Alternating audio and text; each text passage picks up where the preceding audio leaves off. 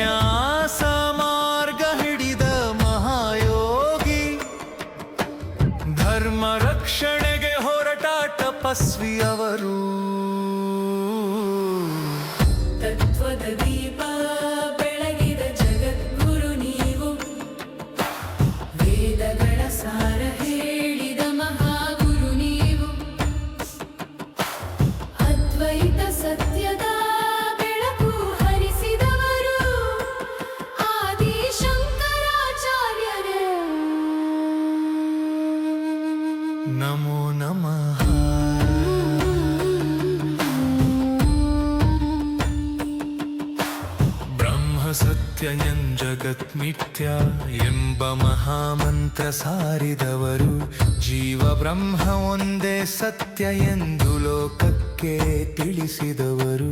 ಭಾರತದ 4 ದಿಕ್ಕುಗಳಲ್ಲಿ ಧರ್ಮದ ದೀಪ ಬೆಳಗಿಸಿದವರು. ಶೃಂಗೇರಿ ಶಾರದಾ ಪೀಠದಿಂದ ಹರಿತ ತತ್ವದ ಧಾರೆ.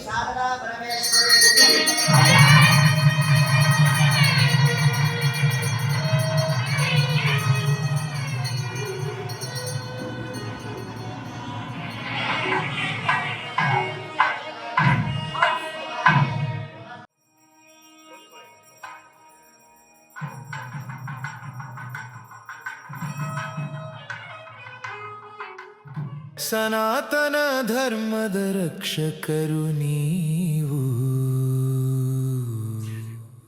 ಭಜ ಗೋವಿಂದನ್ ಹಾಡಿದ ಕವಿ, ಭಕ್ತಿ ತತ್ವ ಮಿಶ್ರಿಸಿದ ಗುರು, ವೇದಾಂತ ಮಾರ್ಗ ತೋರಿದ ಯೋಗಿ, ಭಾರತದ ಆಧ್ಯಾತ್ಮಿಕ ಬಿಳಿವು. ಹಿಮಾಲಯದ ಶಿಖರಗಳಲ್ಲೂ ನಿಮ್ಮ ತಪಸ್ಸಿನ ಪ್ರತಿಧ್ವನಿ, ಯುಗ ಯುಗಗಳಿಗೂ ಉಳಿದಿರುವ ನಿಮ್ಮ ತತ್ವದ ಅಮೃತಧಾರೆ.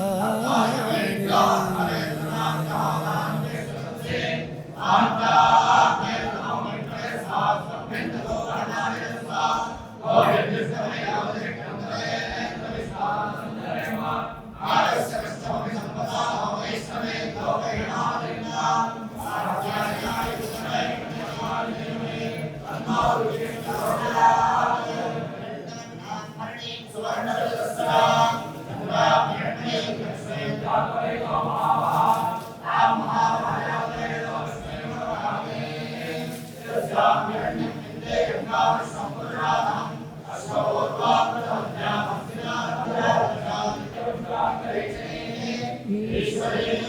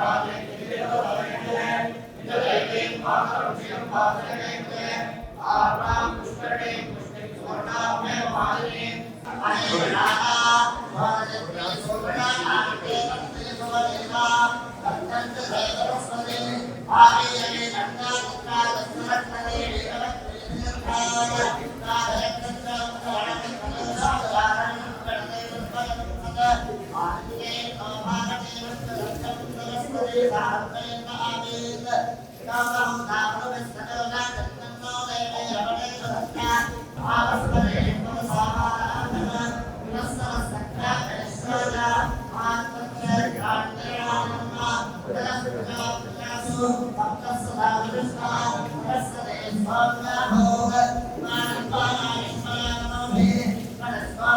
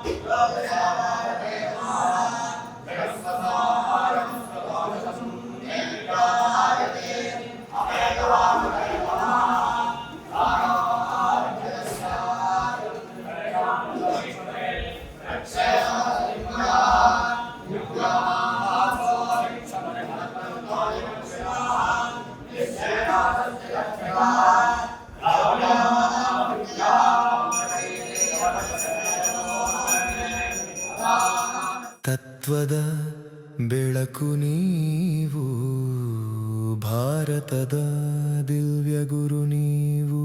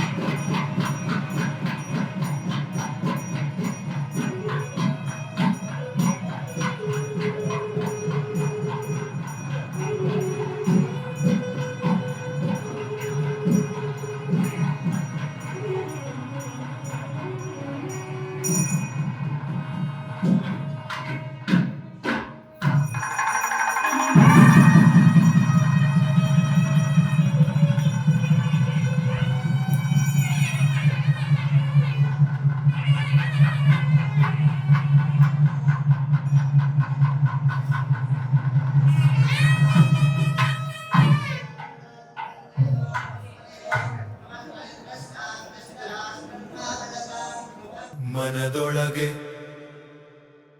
ಬೆಳಗುವ ಆದಿಶಂಕರಾಚಾರ್ಯರೇ ನಮೋ ನಮಃ.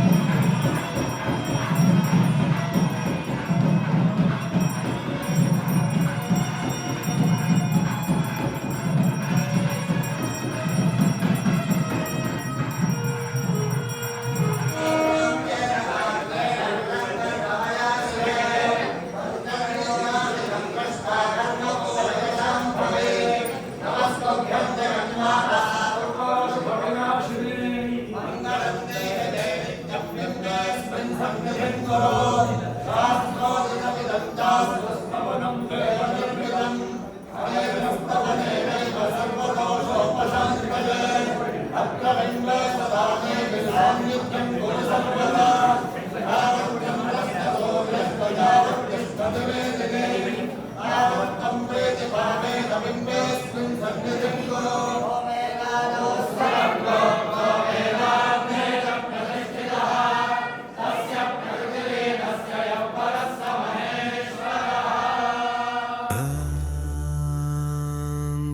ತತ್ವದ ದೀಪ ಬೆಳಗಿದ ಜಗದ್ಗುರು ನೀವು, ವೇದಗಳ ಸಾರ ಹೇಳಿದ ಮಹಾಗುರು ನೀವು, ಅದ್ವೈತ ಸತ್ಯದ ಬೆಳಕು ಹರಿಸಿದವರು, ಆದಿಶಂಕರಾಚಾರ್ಯರೇ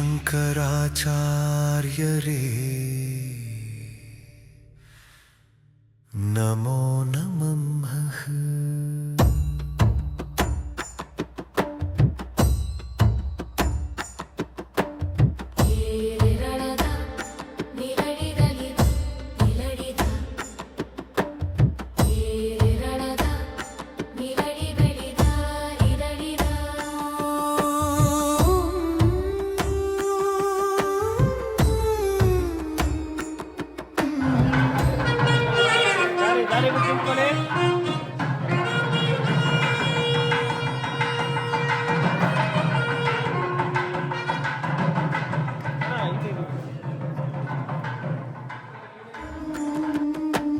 ಕೇರಳದ ಪವಿತ್ರ ಭೂಮಿಯಲ್ಲಿ ಕಾಳಡಿಯಲ್ಲಿ ಹುಟ್ಟಿದ ದಿವ್ಯಜ್ಯೋತಿ, ಆರ್ಯಾಂಬೆಯ ಮಡಿಲಲ್ಲಿ ಬೆಳೆದ ಅಮೂಲ್ಯ ರತ್ನ, ಶಿವಗುರುವಿನ ಆಶೀರ್ವಾದದ ಪವಿತ್ರ ಸಂತ.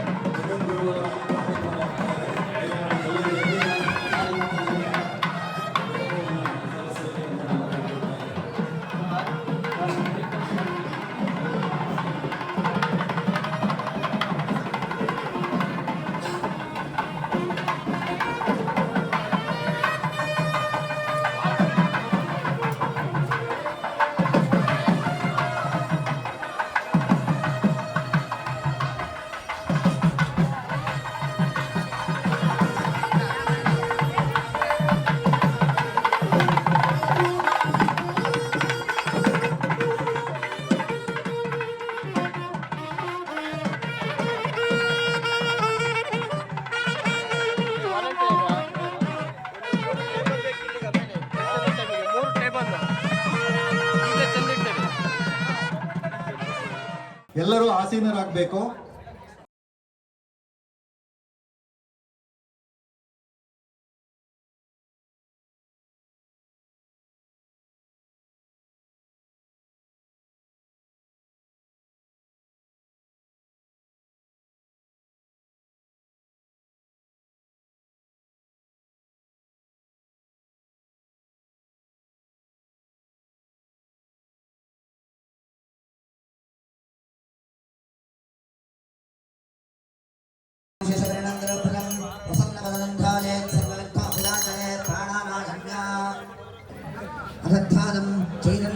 शाश्वतं शान्तं व्योमातीतं निरञ्जनं ज्ञानविन्दकलातीतं तस्मै श्री गुरवे नमः श्रीमदाचार्यचरणारविन्दाभ्यां नमः ध्यायामि श्रीमदाचार्यचरणारविन्दाभ्यां नमः आवाहयामि श्रीमदाचार्यचरणारविन्दाभ्यां नमः आसनं कल्पयामि श्रीमदाचार्यचरणारविन्दाभ्यां नमः पादारविन्दयोः पाद्यं पाद्यं समर्पयामि श्रीमदाचार्यचरणारविन्दाभ्यां नमः हस्तयोः अर्घ्यं समर्पयामि श्रीमदाचार्यचरणारविन्दाभ्यां नमः मुखे आचमनीयं समर्पयामि स्तपयामि ओम आपोहिष्ठावजोपस्तान ऊर्जेनुधानना महेरणादिचक्षुषे योमश्चिवदपौरुषस्तस्तभारजदेहनः उषतीर्वभादनः तस्मान्नवामभौजस्तक्षया जगन्नथा आपो जलजथादिनः श्रीमदाचार्यचरणारविन्दाभ्यां नमः शुद्धोदकस्नानं समर्पयामि स्नानानन्तरम् आचमनीयं समर्पयामि श्रीमदाचार्यचरणारविन्दाभ्यां नमः वस्त्रार्थम् अक्षरान् समर्पयामि श्रीमदाचार्यचरणारविन्दाभ्यां नमः उपवीतार्थम् अक्षरान् समर्पयामि वस्त्रोपवीतानन्तरम् आचमनीयं समर्पयामि श्रीमदाचार्यचरणारविन्दाभ्यां नमः आभरणार्थम् अक्षरान् समर्पयामि श्रीमदाचार्यचरणारविन्दाभ्यां नमः दिव्यपरिमलगन्धान् धारयामि श्रीमदाचार्यचरणारविन्दाभ्यां नमः अक्षरान् समर्पयामि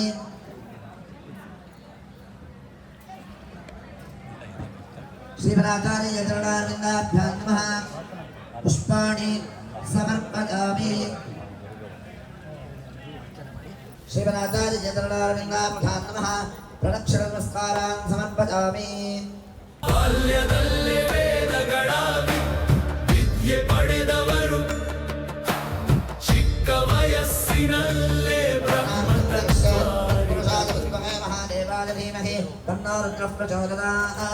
श्रीमदाचार्यचरणारविन्दाभ्यां नमः प्रसन्नार्थं समर्पयामि प्रार्थनां करिष्ये ಎಂದು ಹೇಳಿ ವಿದ್ಯಾವಿನಯ ಸಂಪನ್ನಂ ವೇದರಾಗಂ ವಿವೇಕಿನಂ ವಂದೇ ವೇದಾಂತ ತತ್ವಜ್ಞಂ ವಿಧುಶೇಖರ ಭಾರತಿ श्रीमदाचार्यचरणारविन्दाभ्यां नमः मनोरथान् प्रार्थयामि श्रीमदाचार्यचरणारविन्दाभ्यां नमः छत्रचामराजनमस्कोपचारान् समर्पयामि अनया पूजया श्रीमदाचार्यचरणारविन्ददेवतास्त्रीयन्तान् ಎಲ್ಲರೂ ಎದ್ದು ನಿಂತ್ಕೊಳ್ಳಿಯಲ್ಲ ದಯಮಾಡಿ ಎಲ್ಲರೂ ಎದ್ದು ನಿಂತ್ಕೊಳ್ಳಿ. ಶ್ರೀಮತ್ಪರಮಹಂಸ ಪರಮರಾಜಕಾಚಾರ್ಯವರ್ಯ ಪರವಾಕ್ಯ ಪ್ರಮಾಣಮಾಲಾಮಾರಮಾರೇಣ ಯಮನಿಯಮಾಸನ ಪ್ರಾಣಾಯಾಮ ಪ್ರತ್ಯಾಹಾರ ಧಾರಣಾಧ್ಯಾನ ಸಮಾಧ್ಯಸ್ಥಾಂಗಯೋಗಾನುಷ್ಠಾನನಿಷ್ಠಾ ನಮಶ್ಚಕ್ರವರ್ತೆ ಅನಾದ್ಯಗಚ್ಛಂದಶ ಶಂಕರಾಚಾರ್ಯ ಗುರುಪರಂಪರಾ ಪ್ರಾಪ್ತ ಷಡ್ದರ್ಶನ ಸ್ಥಾವರಾಚಾರ್ಯ ವ್ಯಾಖ್ಯಾನ ಸಿಂಹಾಸನಾಧೇಶ್ವರ ಸಕಲ ನಿಗಮಾಗಮಸಾರ ಹೃದಯ ಸಾಂಖ್ಯತ್ರಯ ಪ್ರತಿಪಾದಕ ವೈದಿಕ ಮಾರ್ಗ ಪ್ರವರ್ತಕ ಸರ್ವತಂತ್ರ ಸ್ವತಂತ್ರ ಆದಿರಾಜಧಾನೆ ವಿದ್ಯಾನಗರ ಮಹಾರಾಜಧಾನೆ ಕರ್ನಾಟಕ ಸಿಂಹಾಸನ ಪ್ರತಿಷ್ಠಾಪನಾಚಾರ್ಯ ಶ್ರೀಮದ್ರಾಜಾಧಿರಾಜಗುರು ಭೂಮಂಡಲಾಚಾರ್ಯ ಶೃಂಗವರವರಾಧೇಶ್ವರ ಶೃಂಗಭದ್ರಾಧೇರವಾದೆ ಶ್ರೀಮದ್ವಿದ್ಯಾಶಂಕರ ಮಾಧವತ್ನಾರಾಧಕ ಶ್ರೀಮಜ್ಜಗದ್ಗುರು ಶ್ರೀಮದಭಿನವ ವಿದ್ಯಾತೀರ್ಥ ಮಹಾಸ್ವಾಮಿ ಗುರುಕರ ಕಮಲ ಸಂಜಾತ ಶ್ರೀಮಜ್ಜಗದ್ಗುರು ಶ್ರೀ ಭಾರತೀತೀರ್ಥ ಮಹಾಸ್ವಾಮಿನಾಂ ತತ್ಕರ ಕಮಲ ಸಂಜಾತ ಶ್ರೀಮಜ್ಜಗದ್ಗುರು ಶ್ರೀ ವಿಧುಶೇಖರ ಭಾರತೀ ಮಹಾಸ್ವಾಮಿನಾಂಚ ಚರಣಾರವಿಂದಯೋಃ ಸಾಷ್ಟಾಂಗ ಪ್ರಣಾಮಾನ್ ಸಮರ್ಪಯಾಮಿ ಪ್ರೋಕ್ತೋ ವೇದಾಂತೆ ಚ ಪ್ರತಿಷ್ಠಿತಃ ತಸ್ಯ ಪ್ರಕೃತನೇ ನಸ್ಯ ಪರಸ್ಯ ಮಹೇಶ್ವರಃ. ಅಲ್ಲೆಲ್ಲ ನಮಸ್ಕಾರ ಮಾಡಿ ಎಲ್ಲ ಕೂತ್ಕೊಳ್ಳಿ. ಶಾರದಾ ಪರಮೇಶ್ವರಿ ಹಾಗೂ ಶ್ರೀ ಚಂದ್ರಮೌಳೀಶ್ವರ ದೇವರುಗಳ ಪುನರ್ ಪ್ರತಿಷ್ಠಾಪನೆ ಹಾಗೂ ಬ್ರಹ್ಮ ಕುಂಭಾಭಿಷೇಕವನ್ನ ಜಗದ್ಗುರು ಶ್ರೀ ಶ್ರೀ ವಿಧುಶೇಖರ ಭಾರತಿ ಸನ್ನಿಧಾನಗಳವರು ತಮ್ಮ ಅಮೃತ ಹಸ್ತದಿಂದ ನಡೆಸಿಕೊಟ್ಟಿರುವುದು ನಮ್ಮೆಲ್ಲರ ಸೌಭಾಗ್ಯವೇ ಸರಿ. ಹಾಗೂ ಇದು ನಮ್ಮೆಲ್ಲರ ಸುಕೃತ ಎಂದು ನಾನು ಭಾವಿಸುತ್ತೇನೆ. ಈಗ ಸಭೆಯನ್ನ ಉದ್ದೇಶಿಸಿ ಸ್ವಾಗತವನ್ನ ಕೋರಲಿಕ್ಕೆ ನಮ್ಮ ಸಮಿತಿಯ ಅಧ್ಯಕ್ಷರಾದ ಶ್ರೀ ಎಂ ಎ ಚಂದ್ರಶೇಖರ್ ಅವರು ತಮ್ಮ ಪ್ರಾಸ್ತಾವಿಕ ನುಡಿಗಳನ್ನು ನುಡಿಬೇಕು ಅಂತ ನಾನು ಕೇಳ್ಕೊಳ್ತಾ ಇದ್ದೇನೆ.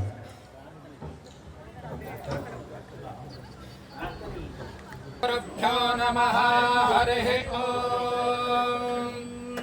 आत्मा हर्षमन्तरे ध्रुवस्तिष्ठानि चाचलिः विशस्त्वा सर्वांसन्तमात्मद्राष्ट्रमधिव्रजत येहैवैधिमापच्योष्ठाः पर्वत इवाविचाचलिः इन्द्र इवेह ध्रुवस्तिष्ठेह राष्ट्रमुधारजा इममिन्द्रो अदीधर ध्रुवं ध्रुवेण हविषा तस्मै सोमो अधिप्रवत्तस्मा ब्रह्मणस्पतिः ध्रुवाद्योर्ध्रुवा पृथिवी ध्रुवासः पर्वता इमे ध्रुवं विश्वमिदं जगद्ध्रुवो राजा विशामजम् ध्रुवं ते राजा वरुणो ध्रुवं देवो बृहस्पतिः ध्रुवन्त इन्द्रश्चाग्निश्च राष्ट्रं धारयतां ध्रुवम् ध्रुवं ध्रुवेण हविषाभिसोमं वृषामसि अथोत इन्द्रः केवलेर्विशो बलिहृतस्करत् दीर्घतमामतेजो जुर्वान् दशमे जुगे अपामर्थै यतीनां ब्रह्मा भवति सारथिः हरिः ओम् ಈಗ ಪ್ರಾರ್ಥನೆ ಶ್ರೀಮತಿ ಸೌಮ್ಯ ದತ್ತರಾಮ್ ಅವರಿಂದ. ಮಾಮವತು ಶ್ರೀ ಸರಸ್ವತಿ ಮಾಮವತು ಶ್ರೀ ಸರಸ್ವತಿ ಕಾಮಕೋಟಿ ಪೀಠ ನಿವಾಸಿನಿ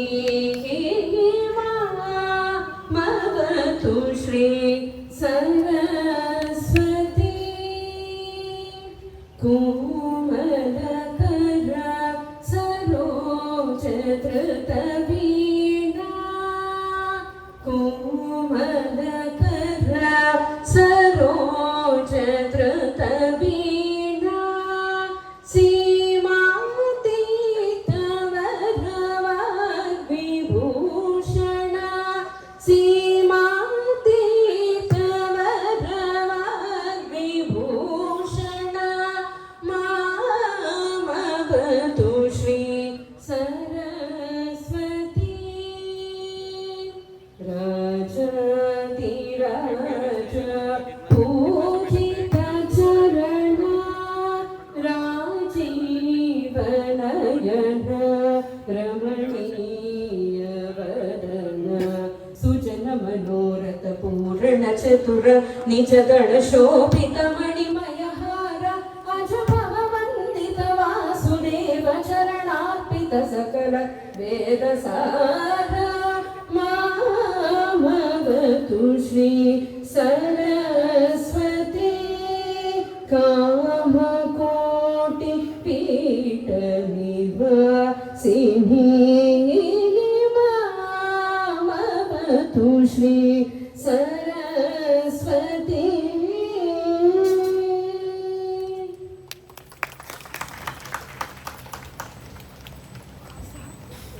ಈಗ ನಮ್ಮ ಟ್ರಸ್ಟ್ನ ಅಧ್ಯಕ್ಷರಾದ ಶ್ರೀಯುತ ಶ್ರೀ ಎಂ ಎ ಚಂದ್ರಶೇಖರ್ ಅವರು ಸ್ವಾಗತವನ್ನು ಕೋರಿ ಪ್ರಾಸ್ತಾವಿಕ ನುಡಿಗಳನ್ನು ನುಡಿಯುವುದಕ್ಕೆ ಆಗಮಿಸಬೇಕು ಅಂತ ಕೇಳ್ಕೊಳ್ತಾ ಇದ್ದೀನಿ. ಶಂಕರಂ ಶಂಕರಾಚಾರ್ಯಂ ಕೇಶವಂ ಬಾದರಾಯಣಂ ಸೂತ್ರಭಾಷಂ ಸುಖಂ ವಂದೇ ಭಗವಂತಂ ಪುನಃ ಪುನಃ ಭಾರತೀಕರುಣಾಪಾತ್ರಂ ಭಾರತೀ ಪದಭೂಷಣಂ ಭಾರತೀ ಪರಮಾರೂಢಂ ಭಾರತೀ ತೀರ್ಥಮಾಶ್ರಯೇ ವಿದ್ಯಾವಿನಯ ಸಂಪನ್ನಂ ಗೀತರಾಗಂ ವಿವೇಕಿನಂ ಒಂದೇ ವೇದಾಂತ ತತ್ವಜ್ಞಂ ವಿದುಶೇಖರ ಭಾರತಿ. ಶ್ರೀ ಶಾರದಾ ಪರಮೇಶ್ವರಿ ಹಾಗೂ ಉಭಯ ಜಗದ್ಗುರುಗಳ ಪಾದಕಮಲಗಳಿಗೆ ಶಿರಸಾಷ್ಟಾಂಗ ನಮಸ್ಕಾರಗಳನ್ನು ಸಲ್ಲಿಸುತ್ತಾ ಪ್ರಾರಂಭಿಸುತ್ತೇನೆ. ಆತ್ಮೀಯ ಭಗವದ್ಭಕ್ತರೇ, ಸರಿಸುಮಾರು 4 ವರ್ಷಗಳ ಸತತ ಪ್ರಯತ್ನ ಇಂದು ಫಲ ನೀಡಿದೆ. ನಿಮ್ಮೆಲ್ಲರ ಆಶಯದಂತೆ ಜಗದ್ಗುರುಗಳ ಅಮೃತ ಹಸ್ತದಿಂದ ಇಂದಿನ ಪುನರ್ ಪ್ರತಿಷ್ಠಾಪನಾ ಕುಂಭಾಭಿಷೇಕವು ಸುಸೂತ್ರವಾಗಿ ನೆರವೇರಿದೆ ಹಾಗೂ ನಮ್ಮ ಕೆಂಗೇರಿ ಉಪನಗರದ ಮಹಾಜನತೆಗೆ ಜಗದ್ಗುರುಗಳು ದರ್ಶನ ಭಾಗ್ಯ ಲಭಿಸಿದೆ. ಈಗ ತಾನೇ ನಮ್ಮ ಯಶವಂತಪುರದ ಕ್ಷೇತ್ರದ ಶ್ರೀ ಟಿ.ಎಸ್. ಸೋಮಶೇಖರಗೌಡರು ಬಂದಿದ್ದರು. ಅವರಿಗೆ ಗುರುಗಳಿಂದ ಫಲಮಂತ್ರಾಕ್ಷತೆ ಆಗಿದೆ. ಸ್ವಲ್ಪ ತುರ್ತು ಕಾರ್ಯ ನಿಮಿತ್ತ ಅವರು ಸಭೆಯ ನಮ್ಮ ದೇವಸ್ಥಾನದಿಂದ ಹೊರಟಿದ್ರು. ಆದ್ದರಿಂದ ಅವ್ರಿಗೂ ಕೂಡ ನಾನು ಈ ಮೂಲಕ ನಾನೊಂದು ಸ್ವಾಗತವನ್ನು ಬಯಸ್ತಾ ಇದ್ದೇನೆ. ಇನ್ನು ನಮ್ಮ ಕ್ಷೇತ್ರದ ಲೋಕಸಭೆಗೆ ಆಯ್ಕೆ ಆಗಿರುವ ಶೋಭಾ ಕರಂದ್ಲಾಜೆಯವರು ಬರಬೇಕಾಗಿತ್ತು, ಅನಿವಾರ್ಯ ಕಾರಣಗಳಿಂದ ಬರಲಿಲ್ಲ. ಆದ್ದರಿಂದ ಅವ್ರಿಗೂ ಕೂಡ ನಾನು ಇಲ್ಲಿಂದಲೇ ಒಂದು ಸ್ವಾಗತವನ್ನು ಹೇಳ್ತಾ ಇದ್ದೇನೆ. ಗುರುಗಳ ಆಶೀರ್ವಾದ ಕೋರಿ ಇಲ್ಲಿ ಬಂದು ನೆರೆದಿರುತ್ತಾರೆ. ಇವರಿಗೆಲ್ಲ ಸಮಿತಿಯ ಪರವಾಗಿ ಹೃತ್ಪೂರ್ವಕವಾದ ಸ್ವಾಗತವನ್ನು ಕೋರುತ್ತೇನೆ. ಭಕ್ತ ಸಮೂಹ, ನಿಮ್ಮಿಂದಲೇ ನಡೆಯುತ್ತಿರುವ ಈ ಕಾರ್ಯಕ್ರಮ ನಿಮ್ಮೆಲ್ಲರಿಗೂ ವಿನಯಪೂರ್ವಕ ಸ್ವಾಗತ ಕೋರುತ್ತೇನೆ. ಇಂದಿನ ಕಾರ್ಯಕ್ರಮಕ್ಕೆ ಸುದ್ದಿ ಮಾಧ್ಯಮ, ಬೆಸ್ಕಾಂ ಸಿಬ್ಬಂದಿ ವರ್ಗ, GBA ಅಧಿಕಾರಿಗಳು, ಪೊಲೀಸ್ ಇಲಾಖೆ ನಿಮ್ಮೆಲ್ಲರ ಸಹಕಾರದಿಂದ ಈ ಕಾರ್ಯಕ್ರಮ ಆಯೋಜಿತವಾಗಿದೆ. ನಿಮ್ಮೆಲ್ಲರಿಗೂ ಸ್ವಾಗತ ಕೋರುತ್ತೇನೆ. ಇನ್ನು ಒಂದೆರಡು ಮಾತುಗಳಲ್ಲಿ ನಮ್ಮ ಸಮಿತಿಯ ಕಿರುಪರಿಚಯ ನಿಮ್ಮ ಮುಂದೆ ಇಡಲು ಬಯಸುತ್ತೇನೆ. ಶ್ರೀ ಶಾರದಾ ಚಂದ್ರಮೌಳೀಶ್ವರ ಜಗದ್ಗುರು ಶಂಕರಾಚಾರ್ಯ ಟ್ರಸ್ಟ್ ಸ್ಥಾಪನೆಗೊಂಡ 2002ರಲ್ಲಿ ಮೊದಲಿಗೆ ಮನವನಿಯಲ್ಲಿ ಶಂಕರ ಜಯಂತಿ, ಧರ್ಮೋಪನಯನ, ಪ್ರದೋಷ ಪೂಜೆ ಹೀಗೆ ನಡೆಸಿಕೊಂಡು ಬಂದು ನಂತರದ ದಿನಗಳಲ್ಲಿ ಶ್ರೀಮತಿ ಹೈಮಾವತಮ್ಮನವರ ಸಹಕಾರದಿಂದ ಅವರಿವಾಗ ದಿವಂಗತರಾಗಿದ್ದಾರೆ. ದಿವಂಗತ ಹೈಮಾವತಮ್ಮನವರ ಸಹಕಾರದಿಂದ ಶ್ರೀ ದಿವಂಗತೆ ಕ್ಯಾಪ್ಟನ್ ಅನ್ನಪೂರ್ಣಮ್ಮನವರು ದಾನವಾಗಿ ನೀಡಿದ 50-80 ಅಳತೆಯ ಸೈಟ್ ನಮ್ಮ ಸಮಿತಿಗೆ ದೊರೆಯಿತು. ಭಕ್ತ ಮಹಾಜನತೆ ಹಾಗೂ ಕೆಲವು ಮುಖಂಡರ ಪ್ರಮುಖರ ಸಹಾಯದಿಂದ ದೇವಾಲಯವನ್ನು ನಿರ್ಮಿಸಲಾಯಿತು. 2012 ಮಾರ್ಚ್ 5 ಫಾಲ್ಗುಣ ಶುದ್ಧ ದ್ವಾದಶಿಯಂದು ಶೃಂಗೇರಿ ಜಗದ್ಗುರು ಶ್ರೀ ಶ್ರೀ ಭಾರತೀ ತೀರ್ಥರಿಂದ ಶಕ್ತಿ ಗಣಪತಿ, ಶಾರದಾಂಬ, ಶಂಕರಾಚಾರ್ಯ ಹಾಗೂ ಚಂದ್ರಮೌಳೇಶ್ವರ ಪ್ರತಿಷ್ಠಾ ಕುಂಭಾಭಿಷೇಕ ನೆರವೇರಿತು. ನಂತರ ನಮ್ಮ ಮೊದಲನೆಯ ಭಕ್ತರ ಅನುಕೂಲಕ್ಕಾಗಿ ಶಾರದಾ ಸಭಾಭವನವನ್ನು ನಿರ್ಮಿಸಲಾಯಿತು. ಇದನ್ನು 15/8/2021 ಲೋಕಾರ್ಪಣೆ ಮಾಡಲಾಯಿತು. ತಾರೀಖು 13/6/2022 ಜ್ಯೇಷ್ಠ ಶುಕ್ಲ ಚತುರ್ದಶಿಯಂದು ಇಂದಿಗೆ 4 ವರ್ಷಗಳ ಹಿಂದೆ ಸನ್ನಿಧಾನಗಳಾದ ಶ್ರೀ ಶ್ರೀ ವಿಧುಶೇಖರ ಭಾರತಿ ಮಹಾಸ್ವಾಮಿಗಳು ನಮ್ಮ ದೇವಸ್ಥಾನಕ್ಕೆ ಚಿತ್ತೈಸಿ ನಮ್ಮನ್ನು ಆಶೀರ್ವದಿಸಿದರು. ಹೀಗೆ ಹಂತ ಹಂತವಾಗಿ ಬೆಳೆಯುತ್ತಿರುವ ನಮ್ಮ ದೇವಸ್ಥಾನಕ್ಕೆ ಇಂದು ಜಗದ್ಗುರು ಮಹಾಸ್ವಾಮಿಗಳು ಆಗಮಿಸಿ ಪುನರ್ಪ್ರತಿಷ್ಠಾ ಕುಂಭಾಭಿಷೇಕ ನೆರವೇರಿಸಿದ್ದಾರೆ. ಶೃಂಗೇರಿ ಗುರುಪೀಠದ ಆಜ್ಞೆಯಂತೆ ಎಲ್ಲ ಹಬ್ಬ ಹರಿದಿನಗಳು, ನವರಾತ್ರಿ ಉತ್ಸವಗಳು, ಕಾರ್ತೀಕ ಮಾಸದ ರುದ್ರಾಭಿಷೇಕ, ಗಿರಿಜಾ ಕಲ್ಯಾಣ ಹೀಗೆ ಅನೇಕ ಧಾರ್ಮಿಕ ಸಾಂಸ್ಕೃತಿಕ ಕಾರ್ಯಕ್ರಮ ನಡೆಯುತ್ತಿದೆ. ಸನಾತನ ಧರ್ಮ ಹಾಗೂ ಸಂಸ್ಕೃತಿಯನ್ನು ನಮ್ಮ ಮುಂದಿನ ಪೀಳಿಗೆಗೆ ದಾರಿಯಾಗಲು ನಮ್ಮ ಸಮಿತಿಯು ಸಾಕಷ್ಟು ಶ್ರಮವಹಿಸಿ ಕಾರ್ಯೋನ್ಮುಖವಾಗಿದೆ. ಪುನರ್ಪ್ರತಿಷ್ಠಾ ಕುಂಭಾಭಿಷೇಕ ಈ ಸುಸಂದರ್ಭದಲ್ಲಿ ನಾವೆಲ್ಲರೂ ಗುರುಗಳ ಆಶೀರ್ವಚನ ಕೇಳಿ ಧನ್ಯತೆ ಹೊಂದೋಣ. ಸರ್ವೇ ಜನ ಸುಖಿನೋ ಭವಂತು. ನಮಸ್ಕಾರ. ಶ್ರೀ ದಕ್ಷಿಣಾಯ ಶೃಂಗೇರಿ ಶಾರದಾ ಪೀಠಾಧೀಶ್ವರ ಜಗದ್ಗುರು ಮಹಾಸಂಸ್ಥಾನಗಳವರ ಚರಣ ಕಮಲಗಳಲ್ಲಿ ಸಲ್ಲಿಸುವ ಭಕ್ತಿಪೂರ್ವಕ ಭಿನ್ನವರ್ತನೆ. ಶ್ರೀಮತ್ ಪರಮಹಂಸ ಇತ್ಯಾದಿ ಸಮಸ್ತ ಬಿರುದಾವಳಿ ವಿರಾಜಮಾನ ದಕ್ಷಿಣಾಯ ಶೃಂಗೇರಿ ಶಾರದಾ ಪೀಠಾಧೀಶ್ವರ ಜಗದ್ಗುರು ಶ್ರೀ ಶ್ರೀ ಭಾರತೀ ತೀರ್ಥ ಮಹಾಸನ್ನಿಧಾನಗಳು ಹಾಗೂ ತತ್ಕರ ಕಮಲ ಸಂಜಾತರಾದ ಜಗದ್ಗುರು ಶ್ರೀ ಶ್ರೀ ವಿಧುಶೇಖರ ಭಾರತಿ ಸನ್ನಿಧಾನಗಳವರ ದಿವ್ಯ ಸನ್ನಿಧಿಗೆ ವಿನಮ್ರ ವಿಜ್ಞಾಪನೆಗಳು.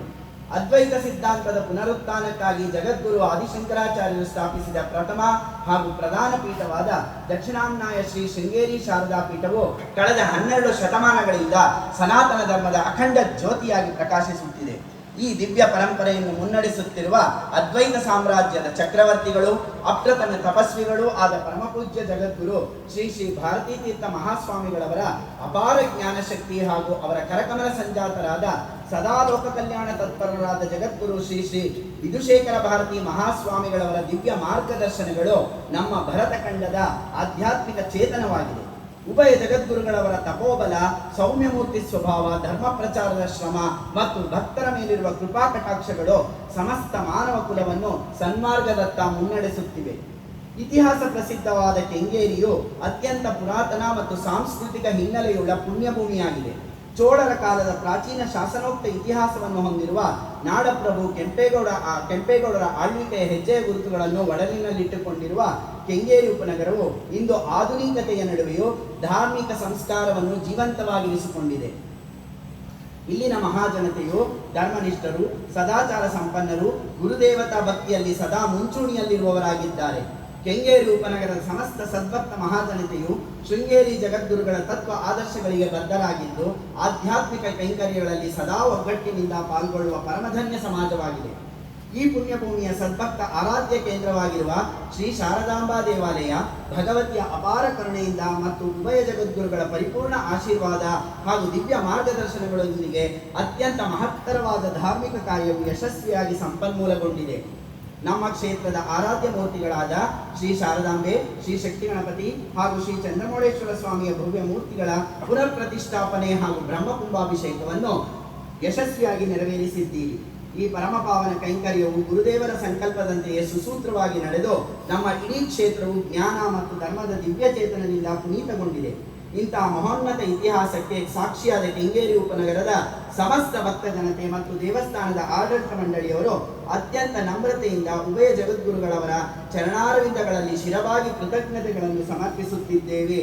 ನೂತನವಾಗಿ ಪ್ರತಿಷ್ಠಾಪನೆಗೊಂಡಿರುವ ದೇವತಾ ಸನ್ನಿಧಿಯಲ್ಲಿ ಸದಾ ಭಕ್ತ ಕಲ್ಯಾಣ ನೆರವೇರುವಂತೆ ಹಾಗೂ ನಮ್ಮ ಇಡೀ ಸಮಾಜದ ಮೇಲೆ ಸದಾ ತಮ್ಮ ಕೃಪಾ ಕಟಾಕ್ಷವಿರಬೇಕೆಂದು ಪ್ರಾರ್ಥಿಸುತ್ತೇವೆ. ಉಭಯ ಜಗದ್ಗುರುಗಳ ಚರಣಕಮಲಗಳಲ್ಲಿ ಪ್ರಣಾಮಗಳೊಂದಿಗೆ ಈ ಭಿನ್ನವರ್ತನೆಯನ್ನು ಸಮರ್ಪಿಸುತ್ತಿದ್ದೇವೆ. ಉಭಯ ಜಗದ್ಗುರುಗಳ ಚರಣ ಸೇವಕರು, ಅಧ್ಯಕ್ಷರು ಮತ್ತು ವಿಶ್ವಸ್ತರು, ಶಾರದಾಂಬಾ ದೇವಾಲಯ ಹಾಗೂ ಕೆಂಗೇರಿ ಉಪನಗರದ ಸಮಸ್ತ ಭಕ್ತ ಜನತೆ.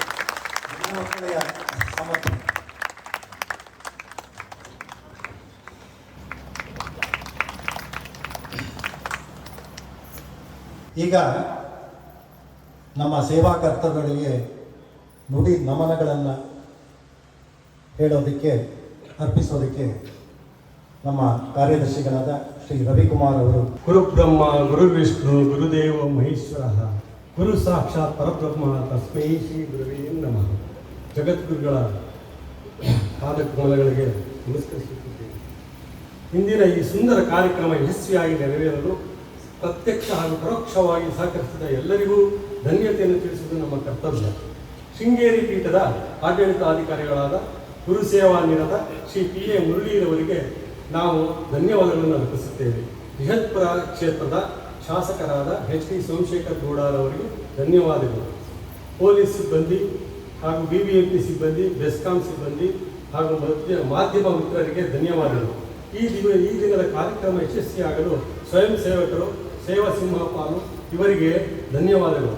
ನಮ್ಮ ದೇವಸ್ಥಾನದ ಸುತ್ತಮುತ್ತಲಿನ ಸ್ಥಳೀಯರ ಸಹಕಾರಕ್ಕೆ ನಮ್ಮ ಅನಂತ ಧನ್ಯವಾದಗಳು. ನಮ್ಮ ಸಮಿತಿಯ ಸೇವಾ ಕರ್ತೃಗಳು ಹಾಗೂ ಎಲ್ಲ ಭಕ್ತಿ ಮಹಾಜನತೆಗೆ ಹೃದಯಪೂರ್ವಕ ಧನ್ಯವಾದಗಳು. ಕಾಲದ ಮಿತಿ ಕಡಿಮೆ ಇರುವ ಕಾರಣ ಹಾಗೂ ಗುರುಗಳ ಆಶೀರ್ವಚನ ಬಹಳ ಮುಖ್ಯವಾದ್ದರಿಂದ ಎಲ್ಲರ ಹೆಸರು ತೆಗೆದುಕೊಂಡು ಹೇಳಲಾಗುತ್ತಿಲ್ಲ. ಇಲ್ಲಿ ನೆರೆದಿರುವ ಭಕ್ತಾದಿಗಳು ಹಾಗೂ ಪ್ರತ್ಯಕ್ಷವಾಗಿ ಪರೋಕ್ಷವಾಗಿ ಸಹಕರಿಸಿದ ಎಲ್ಲ ಜನರಿಗೂ ಸಮಿತಿಯ ಸದಸ್ಯರ ಪರವಾಗಿ ಹಾಗೂ ವೈಯಕ್ತಿಕವಾಗಿ ಅನಂತ ಧನ್ಯವಾದಗಳನ್ನು ತಿಳಿಸುತ್ತಾ ನನ್ನ ಮಾತನ್ನು ಮುಗಿಸುತ್ತೇನೆ ಹಾಗೂ ಗುರುಗಳ ಪಾದಗಳಿಗೆ ಸಾಷ್ಟಾಂಗ ನಮಸ್ಕಾರ ಮಾಡುತ್ತಿದ್ದೇನೆ.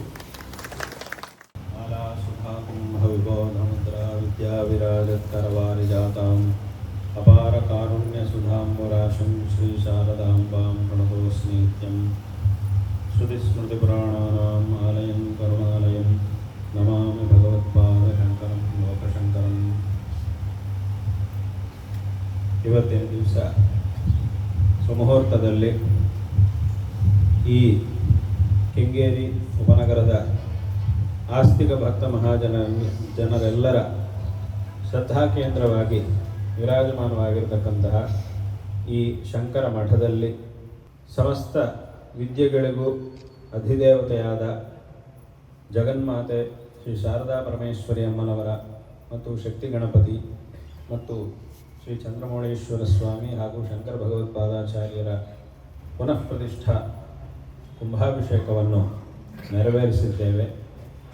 ಈ ಹಿಂದೆ ನಮ್ಮ ಗುರುವರೆಣ್ಯರು ಪರಮಪೂಜ್ಯರು ಜಗದ್ಗುರು ಶ್ರೀ ಶ್ರೀ ಭಾರತೀ ತೀರ್ಥ ಮಹಾಸ್ವಾಮಿಗಳವರು 2012ನೇ ವರ್ಷದಲ್ಲಿ ತಮ್ಮ ದೀರ್ಘಕಾಲಿಕವಾದಂತಹ ಒಂದು ಯಾತ್ರೆಯನ್ನು ಪ್ರಾರಂಭಿಸಿ ಅದರಲ್ಲಿ ಈ ಬೆಂಗಳೂರು ಮಹಾನಗರಕ್ಕೆ ಆಗಮಿಸಿ ಇಲ್ಲಿ ಒಂದು ವಾರ ಇದ್ದು ಆ ಸಂದರ್ಭದಲ್ಲಿ ಈ ಶಂಕರ ಮಠದಲ್ಲಿ ಪ್ರತಿಷ್ಠಾ ಕುಂಭಾಭಿಷೇಕಗಳನ್ನು ತಮ್ಮ ಅಮೃತಹಸ್ತಗಳಿಂದ ನೆರವೇರಿಸಿದರು ಮತ್ತು ಇಲ್ಲಿಯ ಎಲ್ಲ ಆಸ್ತಿಕ ಭಕ್ತ ಮಹಾಜನರೆಲ್ಲರಿಗೂ ತಮ್ಮ ವಿಶೇಷವಾದಂತಹ ಆಶೀರ್ ಅನುಗ್ರಹಗಳನ್ನು ದಯಪಾಲಿಸಿದರು. ಅವರ ಒಂದು ಕೃಪೆಯಿಂದ ಅವರ ಅಮೃತಹಸ್ತದಿಂದ ಪ್ರತಿಷ್ಠಾಪಿತವಾದ ಈ ಸನ್ನಿಧಿಯಲ್ಲಿ ಭಗವಂತನ ವಿಶೇಷವಾದಂತಹ ಅನುಗ್ರಹದಿಂದ, ಆ ಜಗನ್ಮಾತೆಯ ವಿಶೇಷವಾದಂತಹ ಅನುಗ್ರಹದಿಂದ ಇಲ್ಲಿಯ ಎಲ್ಲ ಭಕ್ತ ಮಹಾಜನರಿಗೂ ವಿಶೇಷವಾದಂತಹ ಶ್ರೇಯಸ್ಸು ಪ್ರಾಪ್ತವಾಗಿ ಧಾರ್ಮಿಕವಾದಂತಹ ಒಂದು ಪ್ರವೃತ್ತಿ, ಪ್ರೇರಣೆ, ಜಾಗೃತಿ ಅನ್ನೋದು ವಿಶೇಷವಾಗಿ ಆಗಿ ಅಂದಿನಿಂದಲೂ ಸಹ ಈಗಾಗಲೇ ನಮ್ಮ ಭಾಷಣದಲ್ಲಿ ಮಾತಾಡ್ತಾ ತಿಳಿಸಿದಂತೆ ಅವರು ಅನೇಕ ವಿಧವಾದಂತಹ ಕಾರ್ಯಕ್ರಮಗಳ ಅಧ್ಯಕ್ಷರು ಭಾಷಣದಲ್ಲಿ ಮಾತಾಡ್ತಾ ತಿಳಿಸಿದಂತೆ ಇಲ್ಲಿ ಕಾಲಕ್ಕೆ ಅನೇಕ ವಿಧವಾದಂತಹ ಕಾರ್ಯಕ್ರಮಗಳು ಅದೆಲ್ಲವೂ ಸಹ ಧಾರ್ಮಿಕವಾದಂತಹ ಕಾರ್ಯಕ್ರಮಗಳು ಇಲ್ಲಿ ನಡೀತಾ ಇರುವುದು ಅತ್ಯಂತ ಸಂತೋಷಕರವಾದಂತಹ ಒಂದು ವಿಷಯ.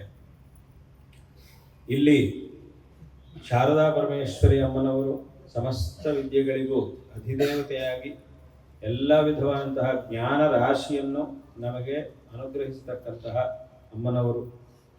ಅದರಿಂದಲೇ ಶಂಕರ ಭಗವತ್ಪಾದಾಚಾರ್ಯರು ಶಾರದಾ ಪರಮೇಶ್ವರಿ ಅಮ್ಮನವರನ್ನು ಶೃಂಗೇರಿಯಲ್ಲಿ ಪ್ರತಿಷ್ಠಾಪನೆ ಮಾಡಿ ನಮ್ಮ ಸನಾತನ ವೈದಿಕ ಧರ್ಮದ ನಿರಂತರ ಪ್ರಚಾರಕ್ಕಾಗಿ ಅವರು ಸ್ಥಾಪನೆ ಮಾಡಲು ಸಂಕಲ್ಪಿಸಿದಂತಹ ಚತುರಾಮ್ನಾಯ ಪೀಠಗಳಲ್ಲಿ ಇಡೀ ದಕ್ಷಿಣ ದಿಕ್ಕಿನ ಆಮ್ನಾಯ ಪೀಠವಾಗಿರತಕ್ಕಂತಹ ಈ ಪೀಠವನ್ನು, ದಕ್ಷಿಣಾಮ್ನಾಯ ಪೀಠವನ್ನು ಸ್ಥಾಪನೆ ಮಾಡಿದ್ದಾರೆ.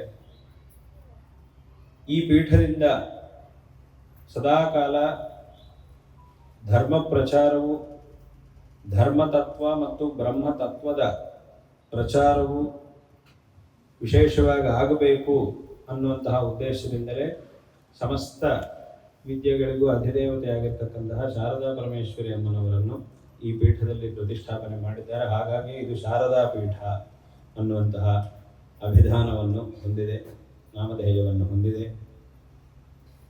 ವಿಶೇಷವಾಗಿ ಈ ಪೀಠದಲ್ಲಿ ಅವಿಚ್ಛಿನ್ನವಾದಂತಹ ಗುರು ಪರಂಪರೆಯು ಇವತ್ತಿನವರೆಗೆ ವಿಶೇಷವಾಗಿ ನಡೀತಾ ಬಂದಿದೆ. ಮತ್ತು ವಿಶೇಷವಾಗಿ ನಮ್ಮ ಸನಾತನ ವೈದಿಕ ಧರ್ಮದ ಮಹತ್ವವನ್ನು, ಇದರ ಆಚರಣೆಯ ಒಂದು ಕ್ರಮವನ್ನು, ವೇದಶಾಸ್ತ್ರಗಳ ತತ್ವವನ್ನು, ಆ ಪರಬ್ರಹ್ಮ ತತ್ವವನ್ನು, ಧರ್ಮತತ್ವವನ್ನು ಇದೆಲ್ಲವುದನ್ನು ಸಹ ಸ್ಪಷ್ಟವಾಗಿ ತಿಳಿದುಕೊಂಡು ಅದನ್ನು ಆಚರಣೆ ಮಾಡುತ್ತಾ ಶಿಷ್ಯರಿಗೆ ಆ ಒಂದು ಮಾರ್ಗವನ್ನು ತೋರಿಸುವಂತಹ ಜಗದ್ಗುರು ವರೇಣ್ಯರು ಈ ಪೀಠವನ್ನು ಅಲಂಕರಿಸ್ತಾ ಬಂದಿದ್ದಾರೆ.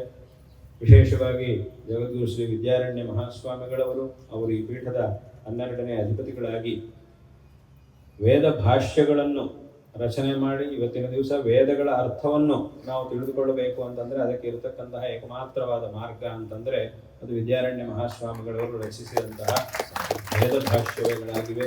ಹೇಗೆ ಶಂಕರ ಭಗವತ್ಪಾದಾಚಾರ್ಯರು ಪ್ರಸ್ಥಾನತ್ರಯ ಭಾಷ್ಯಗಳನ್ನು ರಚಿಸಿದ್ರು, ಹಾಗೆ ವಿದ್ಯಾರಣ್ಯ ಮಹಾಸ್ವಾಮಿಗಳವರು ಎಲ್ಲ ವೇದಗಳಿಗೂ ಭಾಷ್ಯಗಳನ್ನು ರಚಿಸಿದ್ದಾರೆ. ಇನ್ನು ಅನೇಕ ವಿಧವಾದಂತಹ ಗ್ರಂಥಗಳನ್ನು, ಅನೇಕ ವಿಧವಾದಂತಹ ದರ್ಶನಗಳಲ್ಲಿ ಅನೇಕ ಗ್ರಂಥಗಳನ್ನು ಸಹ ರಚನೆ ಮಾಡಿ, ವಿಶೇಷವಾಗಿ ಈ ರೀತಿಯಾಗಿ ಗ್ರಂಥಗಳನ್ನು ರಚನೆ ಮಾಡುವುದರ ಮೂಲಕ ನಮಗೆ ನಮ್ಮ ಆತ್ಮೋದ್ಧಾರಕ್ಕೆ ಬೇಕಾಗಿರುವಂತಹ ತತ್ವಜ್ಞಾನವನ್ನು ಕೊಡುವುದಲ್ಲದೆ ನಮ್ಮ ಸನಾತನ ಧರ್ಮದ ರಕ್ಷಣೆಗೆ ಬೇಕಾಗಿರುವಂತಹ ಒಂದು ವ್ಯವಸ್ಥೆಯನ್ನು ಸಹ ಮಾಡಿ ವಿಜಯನಗರ ಸಾಮ್ರಾಜ್ಯವನ್ನು, ಒಂದು ದೊಡ್ಡ ಧರ್ಮ ಸಾಮ್ರಾಜ್ಯವನ್ನು ಸ್ಥಾಪನೆ ಮಾಡಿಸಿ ಅದರ ಮೂಲಕ ಇಡೀ ನಮ್ಮ ಒಂದು ದಕ್ಷಿಣ ಭಾರತಕ್ಕೆ ಒಂದು ರಕ್ಷಣಾ ಕವಚವಾಗಿ ಇದ್ದಂತಹ ವಿಜಯನಗರ ಸಾಮ್ರಾಜ್ಯವನ್ನು ಅವರು ಸ್ಥಾಪನೆ ಮಾಡಿಸುವುದರ ಮೂಲಕನೂ ನಮ್ಮ ಒಂದು ಧರ್ಮದ ಸಂರಕ್ಷಣೆಯನ್ನು ಮಾಡಿ ಇವತ್ತಿನ ದಿವಸ ನಮಗೆಲ್ಲರಿಗೂ ಸಹ ಅತ್ಯಂತ ಗೌರವನೀಯರಾಗಿದ್ದಾರೆ.